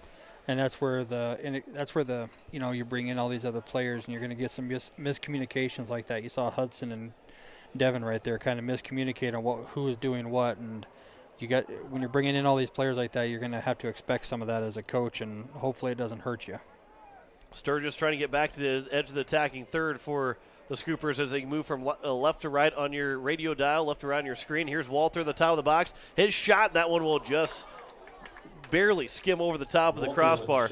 And Walter has been dangerous for the Scoopers. Unable to score yet, but still been very dangerous for the Scooper team. And he's only a freshman. I'm here to tell the rest of the state, as that kid gets older, he's going to be as good as he is now. Give him 2 more years, a little bit more maturity, strength, size. He's going to be dangerous in another couple years. Spencer Taylor unable to keep the ball in play on the goal kick from Carson Ahart, so it'll be a throw up coming here for Sturgis with 7:25 left to go here in the first half. Pierre leads at 4-0. They've scored 4 times on 6 shot attempts. Pretty good accuracy, pretty good shot percentage. I'll take those percentages all day as a coach. I was going to say, you're shooting over 50%. You're shooting about almost 70%. That's pretty good. That's not even just shots on target. That's shots in general, as that one will go well wide. It stayed outside the box, and it goes past the goal line for a goal kick. here for Carson Aharts. You know, as a coach, I kind of giggle when I'm coaching. You know, if we've made 3 attempts out of 15, I'm going, heck yeah, we're doing great. I wouldn't know what to do with 4 out of 6. I was going to say that's a pretty good line to have if you're in really any sport, and especially in soccer. Yeah. As Sturgis has it at midfield, they'll work it here towards the near side, but it will be Spencer Taylor that gets it across, and it will go down the left side or down the near side all the way down for the Scoopers to have possession. The goalkeeper will come out about 10 yards from the top of the box and plays it over the far side. Yep, and now you can see the game's getting a little bit stretched out. Sturgis is, working at trying to find those spaces. As that happens, you're going to see it open up more, and scoring opportunities are going to start opening up, and just a matter of putting them away when we get them. That one went off the foot of Caleb Morris, taken back by Sturgis. And the Scoopers will look to put it near the near side. That one rolled into the box, and an easy grab there for Carson Aharts. They're trying to just spring him free, but unable to. Yeah, it looks like what I'm seeing here on the Sturgis side. Looks like they've pushed another forward up, so it looks like they're almost playing like a 4-3-3 type formation, which it means they're going to probably go a little bit more direct, a little bit more over the top, and look for those balls to get in behind our defense if our defense keeps playing a little bit higher. 5:30 left to go here in the first half, as the Scoopers still have possession near midfield. The pass going over. Walters trying to get free. The pass came towards him, but was cleared away by Schlickenmeyer, and it'll go out of play. And another throw. This one actually is going to be for Pierre. So Pierre will have the opportunity to take possession here with 5 minutes left to go in the first half. Interesting call. And it looked like maybe that was going to be, hey, but that's why we're back here, and Yep. we won't argue with that one either. Nope, I'm 70 yards away. I'm not going to argue with them. As it's going to be Sturgis that will take the ball right back, though, and on the near side, trying to bring it in. Out just outside the box, a cross coming in, knocked down by the Governors, not cleared out quite yet, still at the edge of the box. There's a shot, and that one will go in for the Sturgis Scoopers, and it makes it 4-1. And like I said a little bit earlier, we got to clean up the middle part of the field, and that right there is a perfect example. We got to shut down the middle part of the field, not give them opportunities. Alan Kohlbaum will get the goal, and it is a 4-1 game with 4:40 to go here in the first half. So probably not what Coach Manriquez was probably hoping for to close out this first half. A little bit of life for Sturgis as they now trail by 3. Yep, and, again, if we think that Sturgis is going to quit playing, all you have to do is watch their last game. They lost 5-1 to Bellefouche, and they kept playing the entire time. So they're not going to stop just because they're down in the score. They're gonna keep working at it. So as Sturgis will continue to try and work the ball back up the field, that one a missed header by one of the Scooper players, so it'll be a throw here for Pierre at midfield. With 4:10 left to go in the first half, again, Pierre leading 4-1. They scored the first 4 goals of the game. Sturgis scored just moments ago to cut the deficit to 3. And we'll roll back out of play off of Sturgis, so another quick throw for the Governors upcoming. And there's no reason for the Governors to panic. I mean, it's 4-1. Just calm down, get the ball, get a little possession going, knock it around a little bit, get a little rhythm, and let's get back into playing the way we started off this game playing. That one will be played forward here for Schuster. And then a good defensive play there for Pierre to limit the attack upcoming. It's going to be a throw here for Sturgis, but a chance maybe to get defensively set up for the Governors. The thrown in, that one missed Schuster, and it rolls all the way down. It wasn't touched by Pierre, and it did not go out of play. So I think it did go out of play. So it will be a throw here, and I don't know if that. I think it would either should have been a handball or it should have been maybe a. Well, now we're going to get. I was just checking to make sure he's not hurt. Okay. Needs a sub or anything. So now we'll have the throw in upcoming now for Sturgis. It looked like the ball didn't actually go out, but it did go out off of Pierre right before that whistle came in. That pass coming to the top of the box, and nobody there except for the Governors to clear it away. So now with 2:40 left to go here in the first half. Again, Schuster down the near side. He'll knock that one out, and it should be a goal kick. Ask the car in the parking lot to please turn off your lights. Thank you very much. It will be a corner. So another opportunity. The second corner now here for Sturgis. They try to go quick with it, but it was cleared by the Governors and up towards Derry. His pass trying to get it back over for Peterson, knocked down by Sturgis. So now Walter has it for the Scoopers. He gets pushed down. They allow play to continue for just a moment, but the advantage wasn't all the way there for the Scoopers, so a foul is called and a free kick upcoming. And there again, Ryland had that ball. He just needs to hold on to it. Let the defense clear out, get some numbers up. You didn't have the numbers advantage going forward, so let's get the ball, let's hold it, let's get our numbers up, and then build an attack. Instead, we turn it back over. Now here we are with a free kick on the 30. Yeah, so here comes the free kick from the Scoopers. Walter's trying to finesse that one in. A header towards the net, but it was missed by the Scoopers. Very dangerous free kick there from Sturgis, and it just goes wide. Yeah, 2 guys on our back post with no one defending them. That's not a good thing. We need to clean up our defensive ideas here and make sure we're not getting lackadaisical with this 4-1 lead, because it can turn into a 4-2, 4-3 game really fast the way we're playing. Devin Flottmeyer almost pushed that ball out of play on the defending third, and now Sturgis again trying to attack here in the last minute 10 left in this first half. Rolls all the way down, will roll all the way out for a goal kick, and it did not go out. I don't know. Nope, it didn't go out, so the Scoopers backed away from it, and the Governors were able to have a clean look to clear it out towards midfield. And that's what we're looking for. Hold the ball up. You don't need to go quick, but a bad turnover. And so now Sturgis coming back the other way for Schuster, and Spencer Taylor is over there to defend. Taylor will turn and clear it back down on the near side, but right back into the attacking third comes the Scoopers. That is in, and it will be a Kolbaum, the goal scorer. Peterson will get back defensively. It goes out of play. Under 30 left to go, and it will be a throw here for the Governors. So maybe Peterson's thinking the last second goal of this first half. A good pass from Derry for Peterson. And look back. Peterson trying to get it back across, and Peterson gets upended. They're going to let things play out. And Peterson is down with 8.6 left to go in the first half. He had a big collision with one of the Sturgis Scoopers.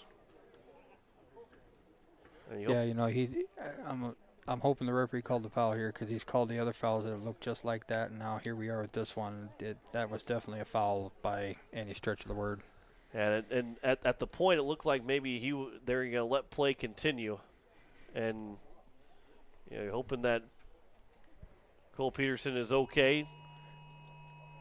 And you can probably hear a lot of stuff going on. There's an Amber Alert out here right now. Other times you might hear maybe a tornado warning, and it got everybody kind of very worried. I mean, it is very worried to hear the Amber Alert, but everybody's phone was going off. That was interesting. Everyone grabbed their phone at the exact same time. Yeah, everybody's phone going off as Peterson is able to get back to his feet. There is an Amber Alert out, and you can go to the South Dakota State webpage for details on that. But looks Peterson could be bleeding up towards, or maybe his nose is bleeding. So he got hit pretty good from behind, and I'm kind of disappointed here in the referee. It's improper restart and not a missed call there. So we'll chalk that one up to oops. Yeah, and it will end the half. Sturgis didn't have any concerns of trying to get that up the field. So it's a 4-1 lead for the Pierre Governors at the end of the half, as it will be the Govs up by 3. We'll step aside for 3 minutes, come back with halftime stats. You're listening to Pierre Governor Soccer here on KCCR and on YouTube at KCCR Sports. Gateway Ford Lincoln in Pierre still wants your trade or your spare vehicle, and we're willing to give you top dollar, and we'll throw in an additional $250 Pierre Pride dollars. Sell us your car, and Gateway Ford Lincoln Toyota will give you an additional $250 Pierre Pride dollars. Trade in your vehicle for a new or different one, and Gateway Ford Lincoln Toyota will give you $250 Pierre Pride dollars. Gateway Ford Lincoln Toyota at 518 East Sioux Avenue in Pierre. Call 605-224-7378 and visit gatewayfordtoyota.com. At Purus, we play to win, which led to being named the most innovative food company of 2021. For over 30 years, we have worked to develop the highest quality peas for plant-based protein on the market, which is sourced from several South Dakota farmers. Our alliance with farmers allows us to build a safe and secure food supply in the United States. Join our Herald production team and make moves, because at Purus, it's not just a job, It's a career. Apply online, PURIS.com. Pierce, born and bred in the USA. Wondering what to do with the pitted and rutted drive? B&B Equipment will get you covered. Wanting to put something down the ground? B&B Equipment will put a hole in your project. Need to even up that property? B&B Equipment can fill that need. B&B Equipment can deliver all your gravel and material needs. B&B Equipment is here for all your excavation needs. Contact B&B Equipment, 224-6727. A contractor here for you. That's B&B Equipment, 224-6727. Innovation. It's right here. Avera St. Mary's Hospital keeps care local for you and your family, offering comprehensive care that has earned 4 out of 5 stars by the Centers for Medicare and Medicaid Services in hospital performance and safety. Avera St. Mary's world-class care is further supported by advanced technology, 2-way video e-consults, 3D mammography, and a state-of-the-art birthing center, so you and your family don't have to go anywhere else, because innovation lives right here in Pierre. Learn more at avera.org/news. The Labor Day sale at Slumberland Furniture is going on. Slumberland has their Labor Day sale all stocked up with specials on furniture throughout the store and with savings of up to 25% off Slumberland's low price. Slumberland carries your favorites, plus they have unique items in stock that are sure to complement your home. And in the bedding department, be sure to check out all the quality brands they stock with specials that'll make you sleep easier. The Labor Day sale at Slumberland Furniture. Slumberland Furniture on the Truck Bypass in Pierre and slumberland.com. Most of us already know that Gales Gas of Pierre is the place to call for propane. They offer an automatic fill plan so you never have to worry about running out of propane. They accept debit and credit payments or a budget payment plan to spread out the cost throughout the year so you never have surprises when you get your bill. For delivery, convenience, and great customer service, call Gales Gas at 224-5518. That's Gales Gas at 224-5518. As we welcome you back here to Sturgis, as we have played one half, and again, if you're joining us maybe a little bit later, we got started a little bit later, about an hour later than what we were expected, so we are playing here close to the 9 o'clock Central Time here. It's going to be a late night for the Pierre Governors, but a good first half. John Winkler alongside Chris Derry as we talk about this first half, and 4 goals right away, pretty much almost out of the chute for the Pierre Governors. They scored with 29 minutes, or excuse me, a minute into the game. A minute, yeah, so right out of the chute especially. And then they scored back-to-back goals within a minute apart, 56 seconds apart, and then scored with about 16 minutes to go. They gave up that last one late in the first half, but a really good start for this Pierre Governor offense again. Yeah, it was. I mean, they started off. They played a good, sound game. There was moments where they kind of got away from the game plan, and you could see that happening. But they reeled it back in.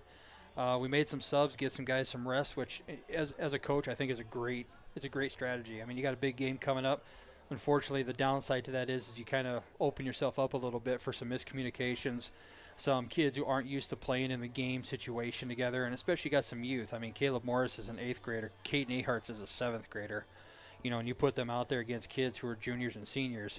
That experience level and the amount of time they played on the field, that comes into play. And then Hudson Allen, this is his first year playing soccer for as long as I can remember.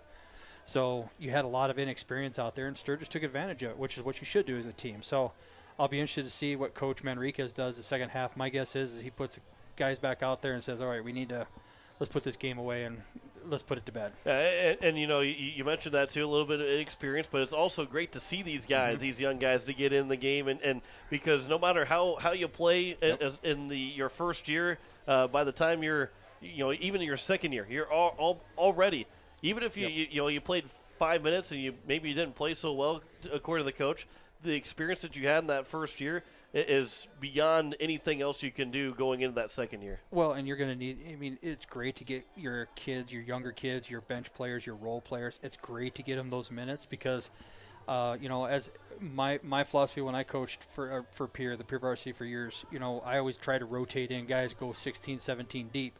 Because when you get to the playoffs, you're late in the season, injuries happen, illnesses happen, things happen. You don't know what you do. And these type of games here where you can get those minutes, yeah, they're dangerous, but it's valuable because later on in the season, those minutes will add up. And as you get more of those, you get a little bit more confidence in those younger kids. And those kids get more confidence being younger that they can be out there.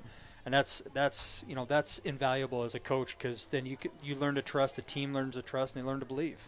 Urshman got the first goal of the game a minute, and it was followed by Cole Peterson. Casey Brower scored a minute after Peterson made it 2-0 to make it 3-0, and then Peterson made it 4-0 for the Governors, and then the goal from Talon Kolbaum was the lone goal for Sturgis, and that is the scoring so far. 5 goals in that first half. An exciting first half, especially if you're a Pierre Governor faithful. It is a 4-1 lead for Pierre after the first half. We'll step aside for 3 minutes and come back with the second half. You're listening to Pierre Governor Soccer here on KCCR and on YouTube at KCCR Sports. No one likes to have electrical problems, but when they happen, call Todd's Electric at 223-2518. With over 28 years of experience, Todd's Electric can handle any type of electrical problem, whether it's residential, commercial, or agricultural. Their knowledgeable staff knows and understands the importance of your home, business, or ag facility and are prepared to help. Call Todd's Electric at 223-2518. That's 223-2518. Todd's Electric, serving the Pierre and Fort Pierre areas. The line to power. The Clubhouse Hotel and Suites has Midwestern charm and unprecedented attention to detail that provides the perfect getaway. The Clubhouse Hotel and Suites provides a complimentary deluxe continental breakfast featuring hot waffles, biscuits, and gravy. They also have an indoor children's water playland, whirlpool and fitness center, and a beautiful backyard patio with seasonal fire pits. Everyone deserves a night away. Call 605-494-2582 to make your reservation today. The Clubhouse Hotel and Suites. Experience luxury in the heart of South Dakota. At Oahe Federal Credit Union, their recreation loan special is back and better than ever with rates as low as 2.55% APR. 90 days, no payments, and terms up to 15 years. Apply online at www.oahefcu.coop or pick up an application at 221 East Pleasant Drive in Pierre. Some exclusions may apply. See the website for more details. People helping people. Oahe Federal Credit Union. First United Methodist Church would like to take this time to wish the Pierre Governors great success in this sports season. Athletic competition builds skills, leadership, teamwork, and provides lifelong lessons in character development. I'm Pastor Greg, and I invite you to join us for meaningful worship, personal growth, and compassionate fellowship. For a list of worship times and upcoming events, visit our website, pierrefirstumc.org, or our Facebook page, Pierre First United Methodist Church. When you want the best prices and best selection, go to Wagner Auto in Pierre. The certified sales staff at Wagner Auto will provide you service after the sale and how to get easy financing. Check out their website, WagnerAuto.com, or stop in. They have the best prices and won't be undersold. Wagner Auto has the region's largest selection with over 280 new and quality pre-owned vehicles. GM certified pre-owned vehicles give you peace of mind with their 12-month or 12,000-mile bumper-to-bumper warranty and 5-year or 100,000-mile powertrain warranty. Log on to WagnerAuto.com or stop by Wagner Auto in Pierre, South Dakota's oldest auto dealer since 1907. Are you building a new home or remodeling the old? Adding a fireplace can make a house a home. Olson Plumbing in Pierre carries a full line of Heat-A-Later fireplaces. Whether your taste is traditional or contemporary, Olson Plumbing has a great selection of Heat-A-Later fireplaces that will fit any style. Whether you're building new or updating, call Olson Plumbing. Heat-A-Later Fireplaces, the first name in fireplaces. Olson Plumbing in Pierre is your source for the industry's largest selection of indoor-outdoor fireplaces, either gas or wood, and outdoor fire pits. Stop by their showroom at 2803 East Wells or give them a call, 224-6436. As we welcome you back here to Sturgis, we are set for the second half. The Scoopers will get the first possession. John Wickler alongside Chris Darius. We are set for the second half, and the Governors are 40 minutes away from finishing off their third win of the season. But it is still 40 minutes away, so there is a long time to go here before we get to the end of this one. As the Governors will... Again, with Sturgis, we'll start with the ball to start this second half, as they'll go from right to left on your radio dial or right to left on your TV screen on YouTube at KCCR Sports. As we are off and going here in the second half, as it will be the Governors that quickly take possession. Opening a couple of seconds for Sturgis, threw it right over to the Governors. But now Sturgis again with it, trying to get one through, but knocked down by the Governors. A good play defensively, and then passed out of danger up to the far side and across here the near side for Urshman. That one taken away by the Scoopers. Good defense from that from the midfield mark for Sturgis, and then pushed into the box, and it rolls all the way down, and Carson Aharts will let that one sit for quite a while before the Scoopers come in, and then Aharts will pick it up, and Nothing like a little bit of wasting some time. Well, I mean, they don't have to chase a game. Sturgis does. So let that striker come up there, open up that space where he just ran out of. Give yourself a few options. Yeah, you kind of killed off maybe 15, 20 seconds of just kind of waiting there a little bit, and nothing wrong with that when you're up by 3. Exactly, and there's strategies in every game. It'll be very interesting to see what Coach Lauder for Sturgis and Coach Manriquez for Pierre, what their halftime speeches were. What are they going to try to change and adjust in the game to help their teams out? Peterson will pick the pass off. It's good to see him back in the game. Back for Derry, trying to get a touch back for Peterson. Just quite couldn't, and then Peterson is offside. It will be called for just the second time that Pierre has been offside in this game. But nearly, if you're playing on the Pilk field or on a turf field, that's probably an easy give and go from Peterson to Derry back to Peterson, and he's got a breakaway because they nearly had that one in sync. Yeah, they did. It's just again that timing and the field you play on, the competition, everything affects your timing. And right now, we got to get back into the timing of the game here. As Sturgis now has possession at midfield and crossing midfield are the Scoopers. As a pass goes back and will be here for Dominic Smith. Smith will wait for the Governors to come to play him, and a pass now for Walter. Yeah, and right there to me, that's not a bad play by the Governors because and here comes the opening for Cole now. And Derry will lead one forward for Peterson. He'll chase it down. He'll hesitate. Now he gets in with a left foot, a long shot, and that one will go wide. The Governors on the bench were standing up thinking that maybe Peterson had a hat trick, and it just goes wide. The 7th shot of the game for this Pierre Governor squad.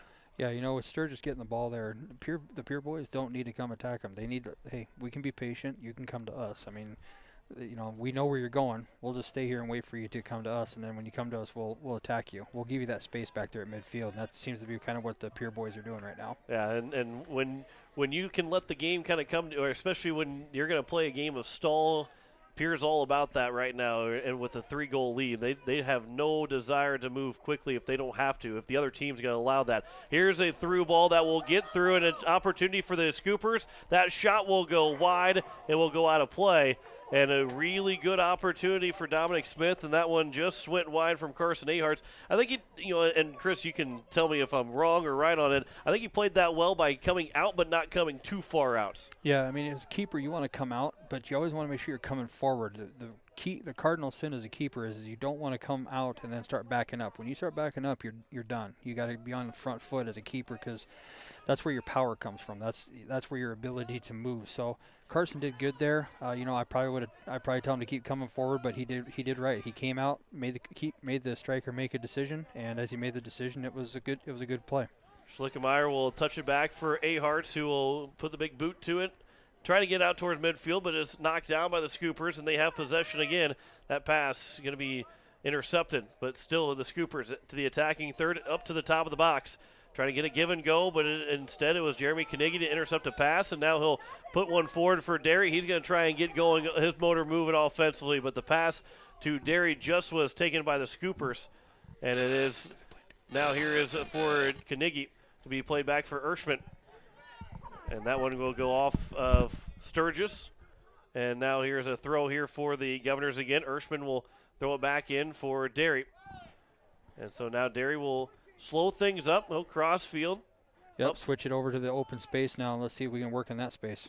Yeah, on the far side. And Sturgis got over there to make things a little bit more difficult, but it did go out of play for now a throw upcoming for Pierre. I didn't really see anybody make the movement. The ball went out of play, but it did. It had to have gone out of play for anybody to pick up the ball, right? Yeah, well, yeah. I mean, I guarantee you Mike over there was not going to let him pick it up just for nothing. You're so right. He must have looked over at Mike, and Mike just nodded at him or something because he didn't wave his flag at all.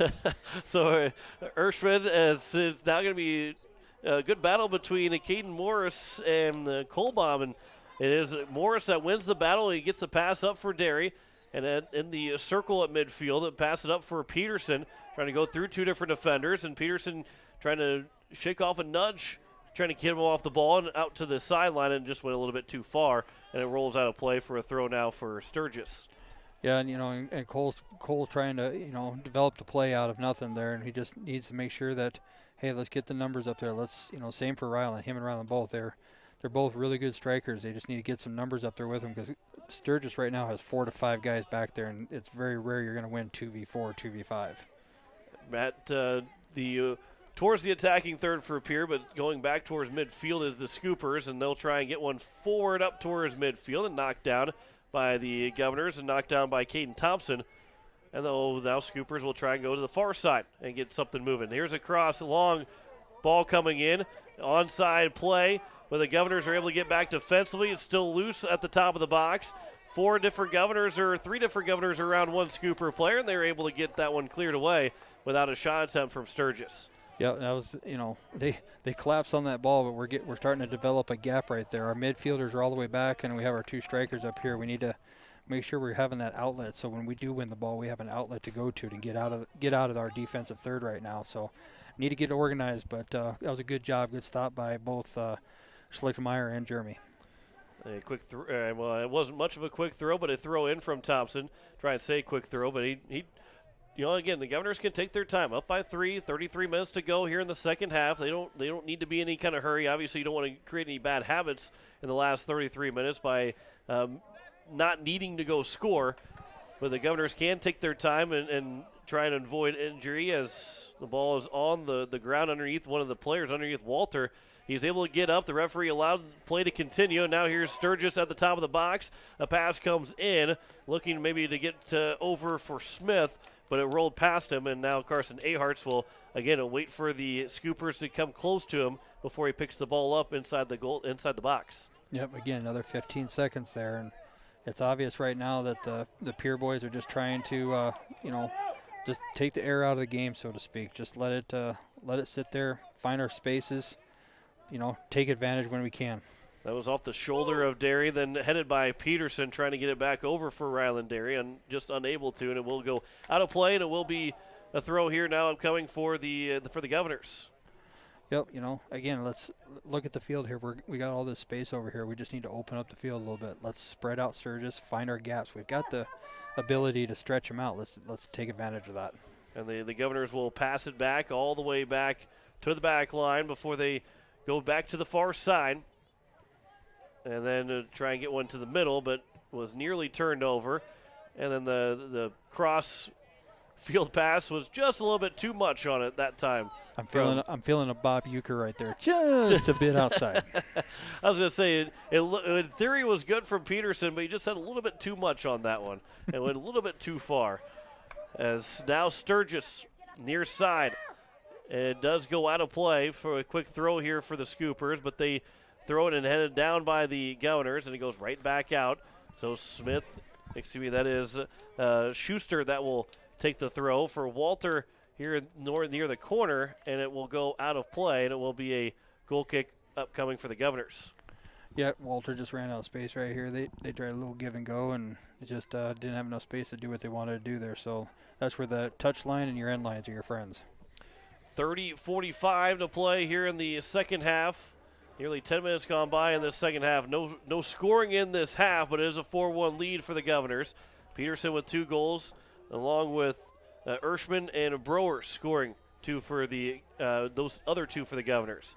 This will be a free kick upcoming here for the Sturgis Scoopers. Nope, throw in. Sorry. Yeah, we need to get a little rhythm back in this game right now. We're playing a lot of defense for what I think is probably more than we should. So we need to let's get the ball, start knocking it around. Use our width, use our length. We got a couple guys that can score goals. Let's build the attack up to them and let them do it like we did in the first half. That was a long shot there from the Scoopers. It was a save made it was right on to Carson Aharts. Didn't even have to move to make that play. And nearly a pass that got all the way through and over the top of the Sturgis defense where Derry would have easily been onside because when the ball got kicked, he was probably about 20 yards in front of the defenders and then end up being back behind everybody, and the ball was about a foot away from going over everybody as well. That was nearly a good play again. Yeah, that's the timing part that you really need. I mean, Ryland timed that just right. It's just unfortunately the ball kind of died in this the air out here, there's not a breeze to be had. I was going to say, obviously sunset has come through, and after the rain, the air just seemingly a little bit thicker right now, and the ball's not carrying as much, and it's not carrying as much in the air, and also not going so much on the ground. That one's floated up, and Carson Aharts comes out. He gets a piece of it, and it might have gone off the head of one of the Sturgis players. Yeah, Talon Caldwell got the brunt of that one. Yeah, and these soccer players, they use their head a lot, but when you're not expecting to use your head, that doesn't really feel too well, as that one will be out of play. And you also don't like to have the ball go off your head 5 feet in front of you. No, goalie coming out and everything else happening there. Those are the kind of balls that you hate to see. That pass or potential shot got blocked down by the Governors, but still played here by Sturgis at the edge of the attacking third, as it will be a near steal again from Thompson. And then a pass back off of Thompson, trying to get it for Derry. Just couldn't quite get it over to him. And now here is Thompson again. His pass goes over for Ershman, and inside is Caden Morris, middle of the field. Lost the ball. Sturgis pass coming to the top of the box, but then cleared away. Back for Ershman on the near side. We're scrambling here. We need to. Sturgis is doing a really good job of finding spaces and being the more aggressive team right now. We need to pick up our pace. 28 minutes left to play here in the first half. That pass goes under between the legs of Ryland Derry, trying to knock it down and control it, but it ended up being now played here for the Scoopers as Pinkrats. He'll pass now here on the near side for for Smith. And then turned over. Now Cole Peterson trying to get one forward for Derry, but again, just a little bit too far. And it will go all the way back, played back to the goalkeeper for Sturgis, and then back for Smith here on the near side. Yep, the idea was right. The ball was wrong. And, at least they had the idea. Cole did a great job. He picked his head up, hit the right ball, and I would assume next time he has that same pass, he makes a different pass that's a little bit more angled towards where Ryland was running. The throw here for the Governors near midfield. Long toss goes over the top of Peterson, and then kicked high up, takes one high hop, goes to the edge of the box, and Carson Aharts had a piece of it. Walter started to knock it out of his hand, but no calls from either side. It goes right back for Carson Aharts to grab. Yeah, Carson's doing his job as a striker. He's running it out, being aggressive, and that's where Carson's got to come out. Carson Aharts, our keeper, come out and just take control of it. As here's now back for Derry near midfield. He'll try and switch positions on the defender, and was taken away by Sturgis. And now a through ball and rolls in the box, and Aharts will come in, slide, and grab it, and keep the attack to a minimum here from the Scoopers with now 26-25 to go here in the second half. Yeah, good job by Carson. Just comes out, secure the ball, make sure we got possession of it, and we just can't keep giving it back up to them and letting them come down and attack us. We need to get take care of the ball a little bit here in the middle part of the field. Sturgis has done a really good job. This play of this second half has been all around the left side of your radio down, left side of your screen. Sturgis has really controlled offensively in the second half, but yet nothing to show for it as of yet.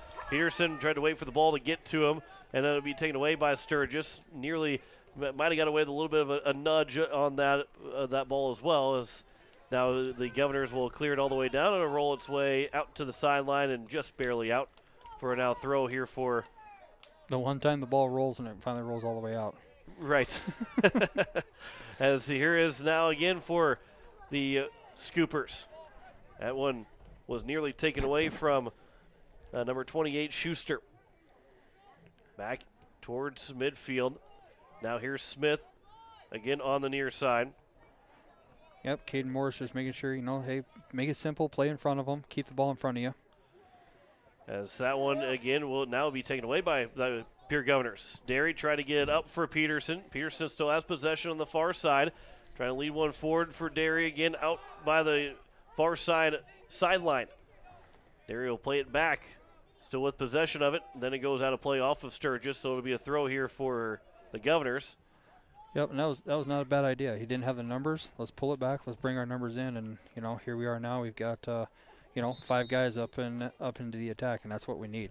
So now we'll get our first subs of the second half coming in, as Stephen Blanchette will check in And that would be our only sub coming in right now this second half. I haven't seen a whole lot of subs from either side for so far in this game.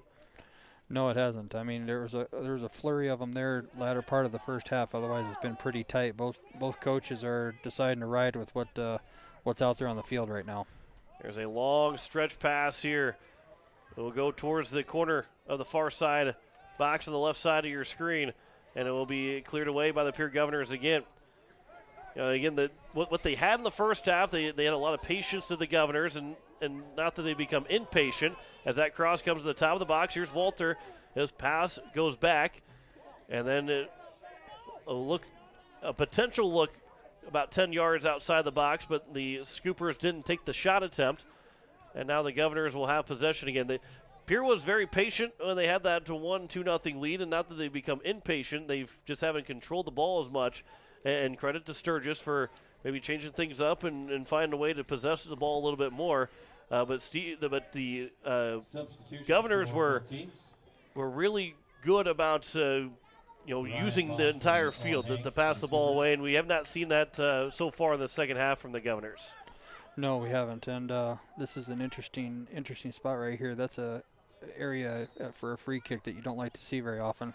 And cross comes in off of a shoulder, and it is for the Governors to clear away again. Yeah, luckily we got that. Luckily that ball came. It died like it did and fell right to our feet there, because there was three scoopers right in that spot there. So now here is going to be for the Scoopers. That is Kohlbaum again, and Jeremy Carnegie trying to push away Kohlbaum from the ball, as there's a shot that will go well high and over, and we'll have more subs come in. Yeah, it looks like Lance Bertram is coming in for Nathan Hirschman for us there, and give a little change of pace out there. Bertram's going to bring a different way of playing, a little different size, obviously, and speed out there. So it'll be fun to see with his fresh legs what he's got. 22 minutes and some change left here in the second half. The Governors still lead 4-1. As they'll go to the near side off the goal kick. And was nearly turned over, and the Scoopers now have possession. Kohlbaum a pass. That one go off a couple different players.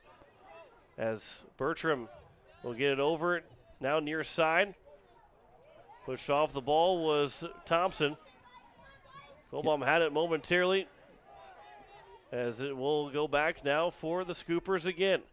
Pass coming in, cleared away by the Governors. And it will be in hold of Henderson. Yeah, on our defensive half there, I mean, and Caden's done that a few times. We're trying to dribble out of the back, and the smart play is let's open the field up by having your wing touch the touch line out here, and let's pass the ball out of the back and not try to take a guy on 1v1 25 yards out from our goal. We got to move the ball by letting the ball do the work, not our own feet. So now here is going to be Carson Aharts with a big kick, and Ryland Derry had it momentarily, had a chance to maybe get Bertram, and now Derry get called for a foul, and it will be a free kick for Sturgis. The fourth foul of the game from Pierre, 4-2 in terms of fouls between both teams. 20:50 to play here in the second half. There's a shot that will be a one-hopper and into the big mitts of Carson Aharts, and his now third save of the evening.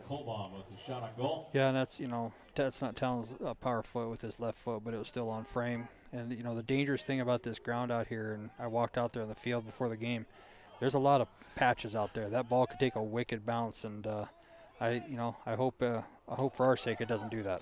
Right, and I was saying, and maybe if you're watching on YouTube, you can kind of see it a little bit, but we can definitely see it, especially on the near side, how many divots there are on this field right now, especially after the rain that came through that delayed this for an hour before we got this game underway. There's a lot of divots out here at Woodall Field that the football team for Sturgis will be dealing with on Saturday, as that one will be thrown down, and it will go out and play. Another goal kick upcoming here for the Governors. Yeah, it's as this game has gone on, it's gotten a little bit more sloppy. You take the field into consideration. You just take tired legs. Sturgis just played on Tuesday, but with them just playing on Tuesday against Belle Fourche, they're definitely the more aggressive team right now. We need to pick up our aggression level. So Carson Aharts will get that one out towards midfield, where the Governors will turn it back over to the Scoopers. Over here to the near side. He played up. Schuster towards the middle of the field. It was nearly turned over off of Peter's leg, but it will be now cleared away by Aharts down, and now Cole Peterson has it. Peterson trying to get a pass across, high off of one of the shin guards, and then it'll roll here for Sturgis on the near side to take. And Bertram will try and defend from near midfield, and that one goes across, and then head down by Thompson, but unable to get possession of it was Blanchett, and chance for the Scoopers, but that one went over the top. You mentioned things are a little bit more sloppy, not as much possession for either side. Hanks had that opportunity and just went right over his head, and then we'll have a foul, and will be against Pierre. Yeah, it was. It's a bad foul right there. Devin, the ball got caught up in the grass. Devin tried to shield off the Scoopers player. Carson misjudged it. I mean, that's, again, you just said sloppy play. That was sloppy play right there. We need to clean that up. I'm just hoping it wasn't inside the box, and it was. Yeah, it's in the box, so it will be a goal kick up coming here, or excuse me, a penalty kick up coming for the Sturgis Scoopers, and we'll see who will take it. I think we probably have a good guess on who will probably take it. Oh, no, it looks like... Now the senior defender's going to step up and take this. So try to see that number real quick. 25. Yep, Dominic Smith is going to be the guy that will take that against Carson Aharts. This is a big moment in this contest. 17:48 left to go and counting, and Smith has an opportunity to draw within two. Carson Aharts trying to make a huge save on a penalty kick. Smith will walk it in. His shot, and it goes off the crossbar, and it went out of play. It went off the football crossbar. So a huge break for the Governors. Yep, that's a great. Yellow card is going to go to Carson Aharts. So Aharts, I believe, will have to come out of the game. I don't believe so. Okay, because it did happen.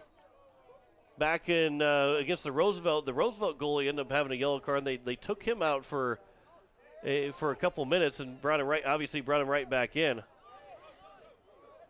Yeah, I haven't reffed high school games for a couple years. I'm not sure. I thought they changed the rule for the keeper, but you're right. In the Roosevelt game, they did pull him out, so they might pull Carson out here too. So 17-18, they stopped the clock, and they are. So Carson Aharts does have to come out of the game for at least one possession.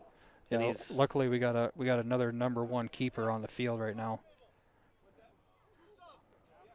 Yeah, so I think Peter can go in goal if they put him out there. I think Peter will probably go to the goal for now, and will probably then switch back out. Carson Aharts will probably come back in. He probably just stand on the sideline and wait for the play to resume, and then get an opportunity to get a sub in. So they're going to bring in Devin Flottmeyer, I believe. Yep. And then, Peter will put the gloves on. And luckily, Peter is he's a foreign exchange student, and back in his home country, he does play keeper. So having trained Carson and Peter both, I can tell you, there's not going to be any drop-off here for the time that Peter's in there, so we're in good hands. Yeah, and I say that's a big deal to when your goalie goes out. A lot of times you get a drop-off, especially in high school soccer. You have a big drop-off from because whoever your backup is, either it's a JV goalie if he's on the roster, or it's a varsity guy that probably played goalie back in the youth days. And so to have Peter come in and be the goalie for whether it's for 5 minutes, 10 minutes, or for 2 minutes. It's a huge thing to have him and have another number one guy be a goalie. Yeah, exactly. And Peter's no slouch out there, so he'll, it's just the biggest thing is the defense has got to get used to he's back there and not Carson. So there's going to be a little change there, but otherwise there shouldn't be any drop off on the level of skill for the keeper position. So Carson Ahart standing there at midfield. He's waiting to go back in whenever they have the opportunity to sub. And Sturgis having possession out to the top of the box. There's a shot that will go wide and out for a goal kick, and it should allow Ahart to check back in and come back in the ball game. And then Peter can take the practice jersey back off, and or maybe he'll come out, whether it's going to be Flotmeyer or who it's going to be that will come out. So Ahart will get right back in. Didn't have to wait too long to get back in the ball game. Nope. Coach wants to get Carson back in there, and I'm sure he's going to get Peter back on the field just as quick, too. Looks like Spencer's coming off. Yeah, so they'll get the jersey off real quick, and then Spencer Taylor will come off, and an easy work for Peter and net. Exactly. Just saw one shot that didn't really test him out at all. 16:30 left to go here in the second half. Governors lead at 4-1 over this Sturgis Scooper team. Looking for their third win of the season before they take on Aberdeen next Saturday, or this coming Saturday here in 2 days. That one goes all the way down, and it will be played back by the Scoopers. The goalkeeper will play it out towards midfield. Yeah, and there again, let's get some numbers up there. We got, now Ryland's offsides. Just need to get those numbers forward, and we can have all the opportunities we want. And that's, and I think, it's not necessary to score another goal in this game. However, I think that would be huge to get at least one more for this Governor team in the last 15-45. Well, it take a little bit of the air out of Sturgis' sails right now. Sturgis is feeling confident. They had a PK opportunity. They missed it. They've had other shots. This half, Carson's had to make a couple saves.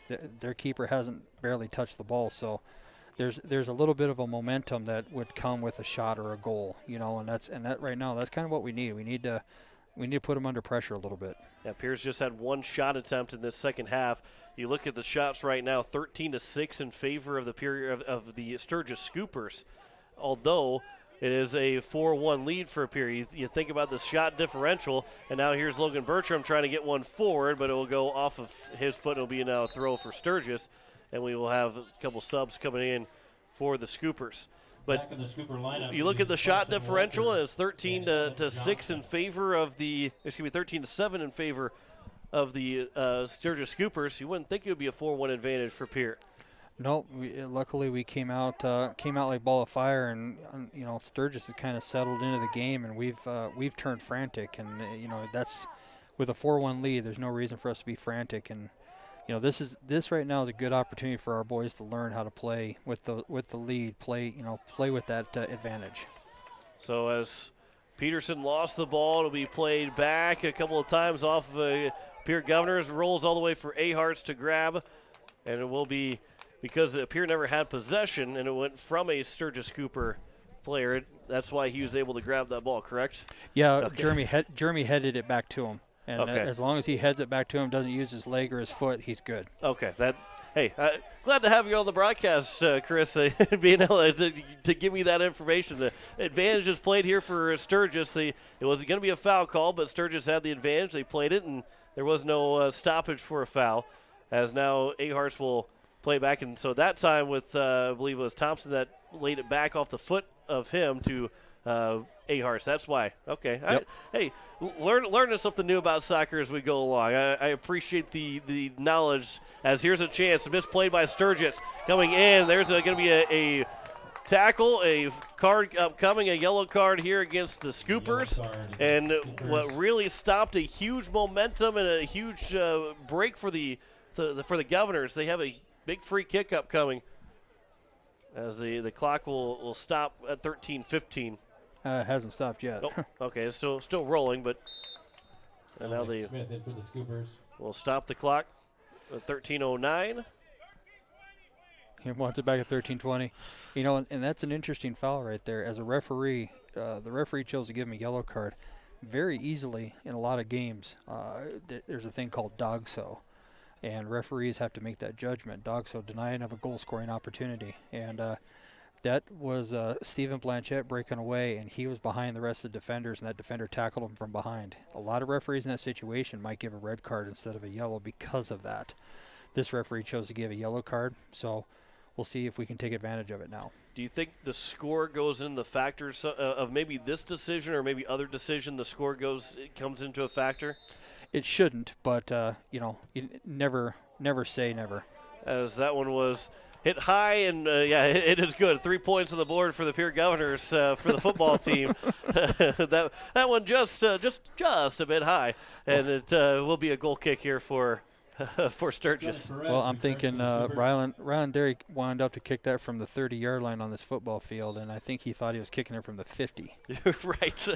Well, hey, with the way the rain has come in, washed a little bit of the lines, maybe he did think it was right around the 50-yard line. True that. Very true. As it was played all the way back, rolled over for Aharts. He will play it back for the Governors. A good pass right back on the far side for Pierre. And again, with 12:35 to play and counting in the second half, Pierre is in no hurry to try and score. They're up by 3.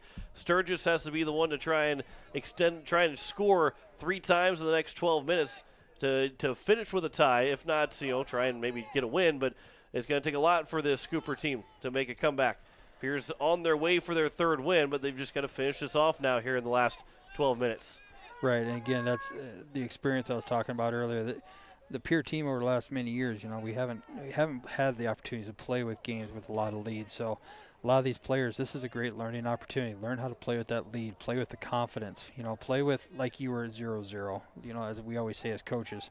Still 0-0, play with that same intensity. Right now, that's what they need to do. That one is thrown by the Scoopers and rolled in for a grab by Aharts with no problems. 11:40 left to go here in the second half. And it is a undervalued thing, and maybe it's not undervalued. Maybe sometimes people want to give too much credit to it, but there is a lot to say about playing with the lead. And even playing tied is playing different than when you have the lead. It is. When you play from behind, you got nothing to lose. You're already behind. As that one to the top of the box. Walter with a shot and right on. Aharts had it played perfectly. He shot it right into the chest of Aharts to make the grab. He did, and there's the craftiness of a freshman. As 2 years from now, that same thing, I'm going to guarantee he probably drives it towards the goal and makes the keeper make a decision before he takes the shot. Aharts with a big boot all the way across midfield, almost sprung Derry free, and now it is Cole Peterson along with Ryland Derry. Peterson still with it on the far side. He'll get in his shot, and that finds the back of the net, and Cole Peterson has a hat trick tonight. A 5-1 lead for Pierre with 10:45 to go. And again, a great shot by Cole, and the value of being able to put the ball in the back of the net, be calm. And again, if you're here watching this game, you see the defenders. They have to stay with Ryland, so they can't go over and double team on Cole like they want to. So, again, Cole takes advantage of it, puts the ball away. Ryland helps in the way he can up front, and then we had the delayed run by Stephen Blanchette. So, great goal by Cole Peterson, and great job by the other guys to help support him and and make that help that goal be possible. So Peterson out with 9 goals in 4 games for the Pierre Governors, as the Govs now have outscored their opponents, or have scored 18 times in 4 games. So they continue to average more than 4 goals a game through the first 4. That's, when you're scoring 4.5 goals a game, it's hard for other teams to try and beat you. When you got to score a handful against a team just to try and get a win, that's hard to do. Exactly, and that's where Here's a chance for Ryland Derry. He gets in. Derry's going to try and get one touch. He'll put it in on the far post, and Ryland Derry's made it 6-1 with another fantastic pass from Cole Peterson to Derry. And again, Cole Peterson returning the favor. Ryland's helped him out a couple times. Cole just returns the favor right there. Good, again, 2 attacking players playing very well together. Great job, Ryland. Nice right-footed finish, and for those who know Ryland being the lefty that he is, a right-footed far post finish is great for him, but awesome pass by Cole. To see it and open it up for him, and look at how the momentum's changed now. I was going to say, one goal was sounding pretty good to finish off and get some momentum going into Saturday. Well, how about 2 goals in 45 seconds for the Governors, as they now lead it 6-1. And that's what again, we were just talking about learning to play with that lead. This is valuable minutes right now to figure out how to do that when a team has put you under pressure and put you, under the gun for an entire half, which Sturgis has done a great job of. Hats off to them. As it will be Landon Bertram now at midfield here for the Governors with under 10 to play in the second half. A 6-1 lead for this Pierre Governor squad. Well on their way to their third win of the season, being 3-1 against Aberdeen Central coming up this weekend, this Saturday. The boys will play first at noon. The girls will play at 2 o'clock. So we'll have the first game with the boys starting with coverage around 11:40 a.m. here on KCCR, and then the girls game will follow. And hopefully we don't have any weather to delay us, although we'll have a little bit more time, daylight on Saturday. I don't want to. I mean, I guess everybody needs rain all across the state. So yeah, we'll knock on wood for just for just that game, just the 2 games, and then it can rain all at once after that. As exactly. That a cross? Ooh, that was a good look for the Sturgis Scoopers, but unable to get anything out of that cross. Yeah, great idea. You had the guy on the backside run. He just couldn't quite finish it off by putting it in the back of the net, but the idea was there. And you know, this Sturgis team, they got 7 or 8 seniors. I'm not looking at the roster right now, but 7 or 8 seniors going. But the rest of them are pretty young. So this young squad's holding their own and doing what they need to do. And you mentioned it too. They lost 5-1 to Belfouche, and they're down 6-1 right now. But this isn't a team that's playing like they're down by 5 goals. They're still moving quickly, trying to get things moving forward, and even down by 5 with 8:30 left, most teams would just kind of give up and get ready to go for the next game. The Sturgis team's not looking like that team. No, they're not. They're I watched their Belfouche game on Tuesday on their live feed, and that was one thing I really noticed about them was they kept pushing. The score was not indicative of what their effort level was. Their effort level was good regardless of the score, and you're seeing that again right now. There's a quick little give and go, and nearly sprung free again for the Governors, and they were trying to get that 7th goal. As there's a cross coming in or a through ball that will roll all the way into the box, and it will be grabbed by the goalkeeper for Sturgis. So the Governors right now with 10 shots in this game, 6 of them gone in for goals, 60% shooting wise. That's tough. That's tough to beat any team unless you're going 1 for 2 in shots. You know, to equate that for the people out there who probably don't follow soccer as much, 60%. That's like a football team getting inside the 20, and scoring touchdowns, almost every time they're down there.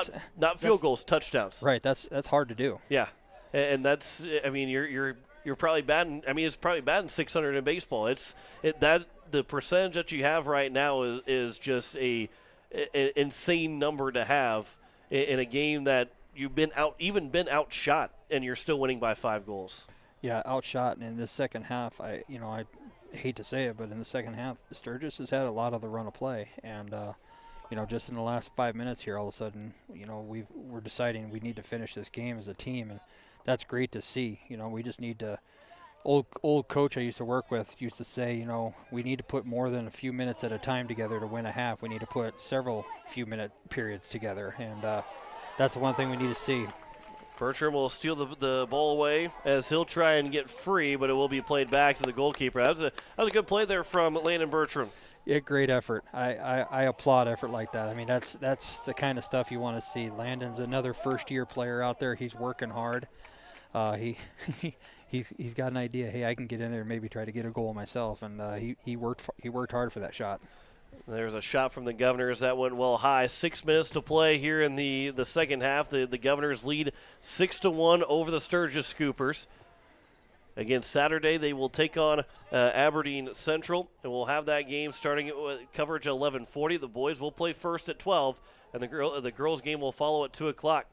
Boys will be looking for their 4th win. The girls will be looking. Oh, Carson Ahart's nearly lost the ball. He's trying to get away as there's a shot from Walter, and it will find the back of the net. And it's 6-2. That's not good play by Carson.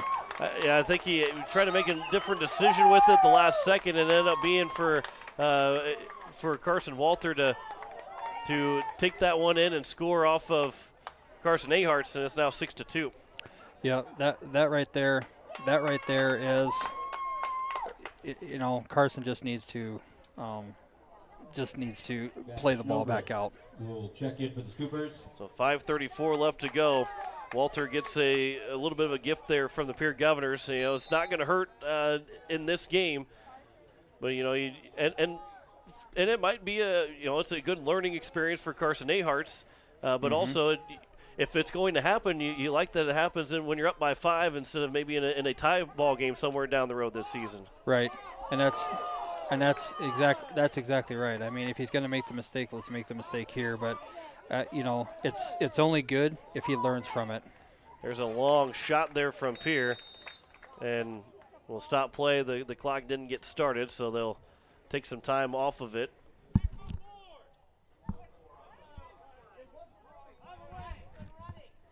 They said 6:04. I think they maybe said 5:04. Might just meant to say 5:04. Well, I think if people are saying it's been running, I'm not 100% sure. I wasn't looking at it. I think you've heard the fans down here. They wanted a foul called on something. Right. So, and hey, well, we're back to soccer. Last 5 minutes of this soccer game as the Governors again lead 6-2. And we'll be it's a 3-1 the season. And there's a bad pass. Peterson trying to get to it. He'll find the back of the net for the 4th time, and to make it now 7-2 for the Pierre Governors. Bad pass from the Scoopers, and Peterson makes them pay. Yep. And again, there's same type of scenario. Just got to learn from your mistakes, and hopefully, the defender's back there giving his acknowledgement to the keeper. He put him under pressure like that, and. You hate to see those mistakes from the keeper or from that stuff, but it happens, and it's amazing that it happened back-to-back like that. So, yeah, we're evened out again. 4:42 left to go now here in the second half, and we had quite a lot of goals scored in the first half, and we've got even more goals scored here in the second half. 7-2 is our score, with Cole Peterson now scoring 4 times in this game. There'll be a throw here upcoming for the Scoopers.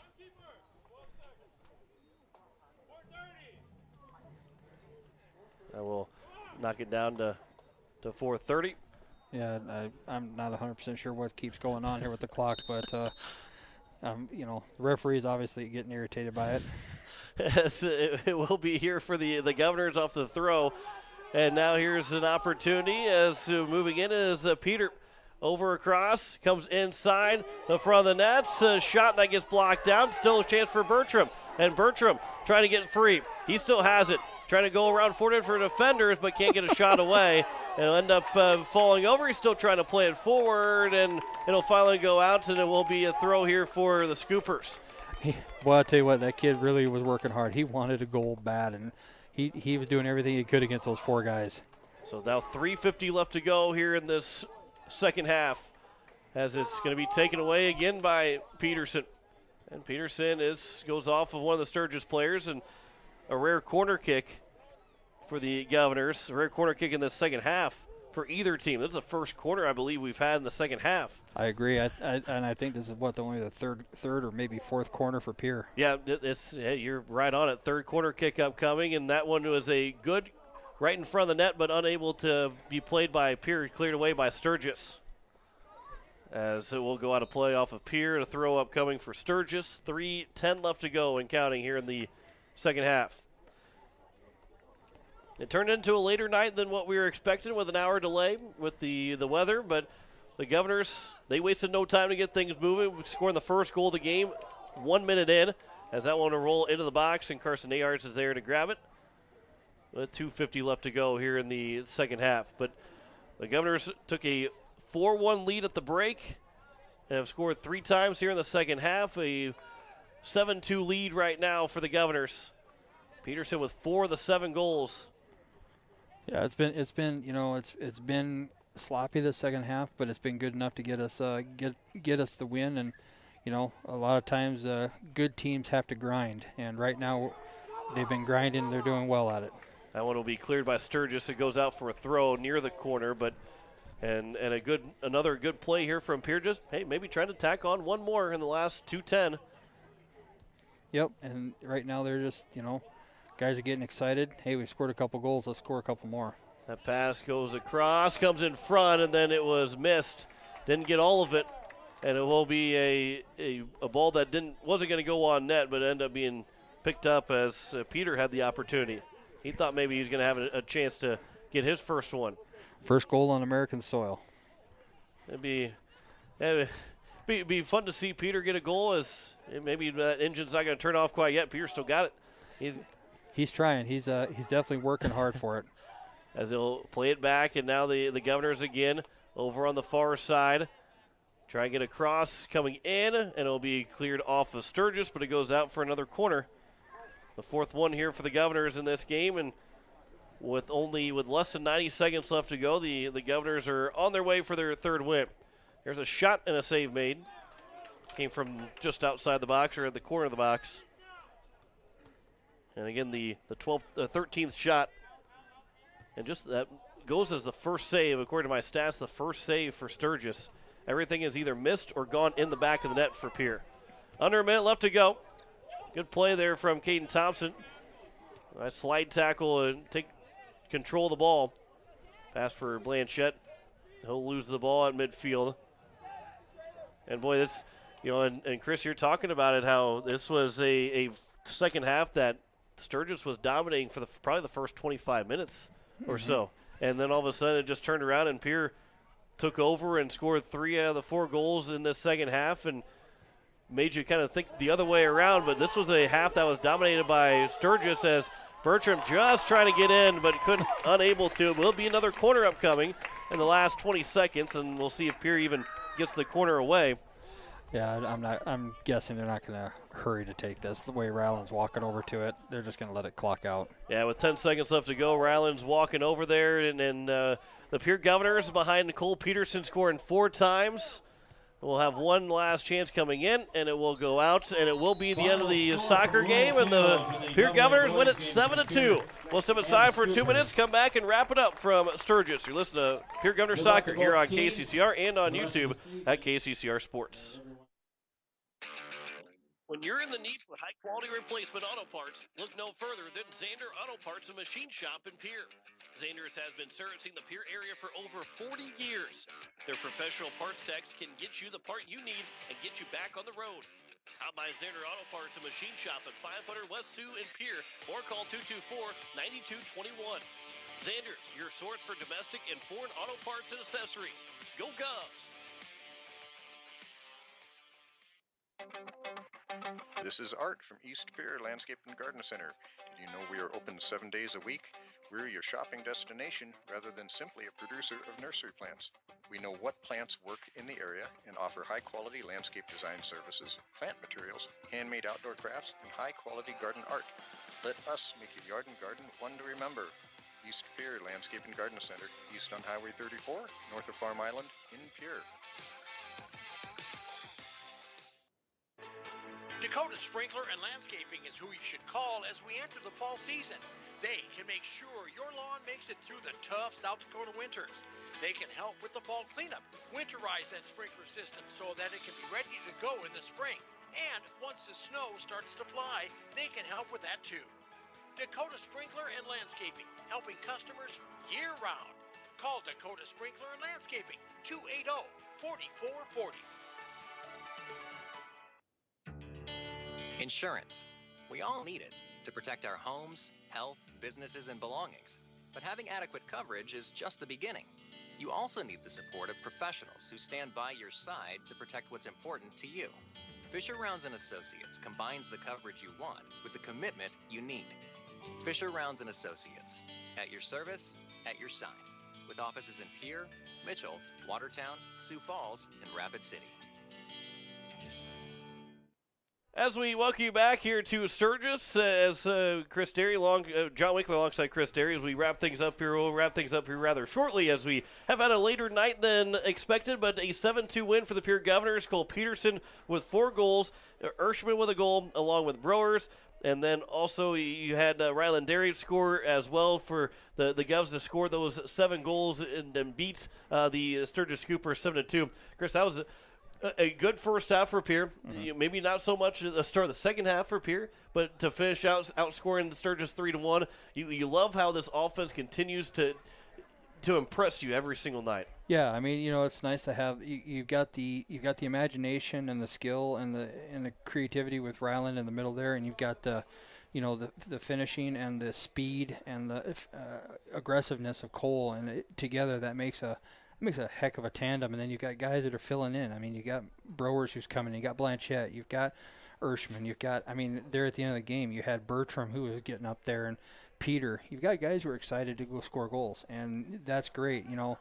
I thought the first half was a well played half for the most part. There's a few minor mistakes there, but like I said earlier, you want to see, you got an 80-minute game, and every game you want to put together more minutes of good play. And I think, if I'm the coach, I'm looking at that game, I'm saying, we played 40 good minutes.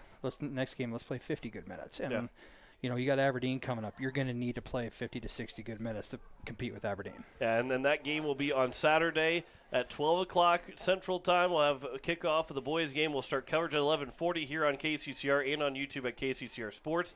And then at 2 o'clock, the game after will be, the girls will play after. So right around 2 o'clock, we'll finish out the day in Aberdeen. So, Chris, I appreciate you joining me here this evening. It was a lot of fun, and I'm sure you'll probably be, I'll see you on Saturday, and we'll do this again. It will seem like it will be no time at all. The drive back home will feel like might take forever, but by the time Saturday rolls around, it'll feel like it was no time at all after a late night tonight. Exactly. We'll get some work in tomorrow, get some rest tomorrow night, and hit it again Saturday. Yep, so here on KCCR, you can listen to Pierre Governor Football tomorrow night. We'll start coverage at 5:30, kickoff at 6 o'clock, and then back on the air on Saturday for Pierre Governor Soccer with 11:40 a.m. Central Time start against Aberdeen Central. 12 o'clock kickoff. We'll have those games for you right here on KCCR and on YouTube at KCCR Sports. Thanks to Ray Lewis back at the station. Chris to my right, I'm John Winkler. We will see you tomorrow night for Pierre Governor Football at 5:30 here on KCCR. Pierre Governors, they win it for both the boys and the girls as we say goodnight from Sturgis. You've been listening to Pierre Governor Athletics on KCCR and on YouTube at KCCR Sports.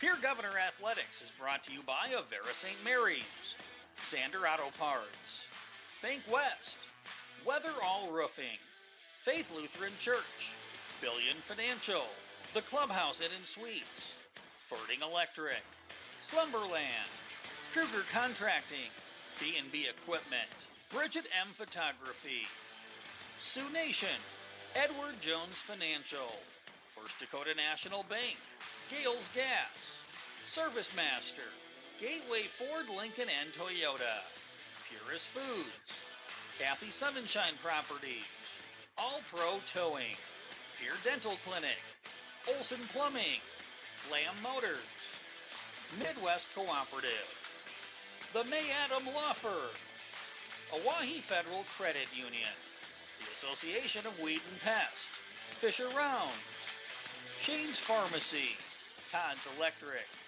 Wagner Auto, First United Methodist Church, East Pier Landscape and Garden Center, Country Carpet and Flooring, and Black Hills Federal Credit Union.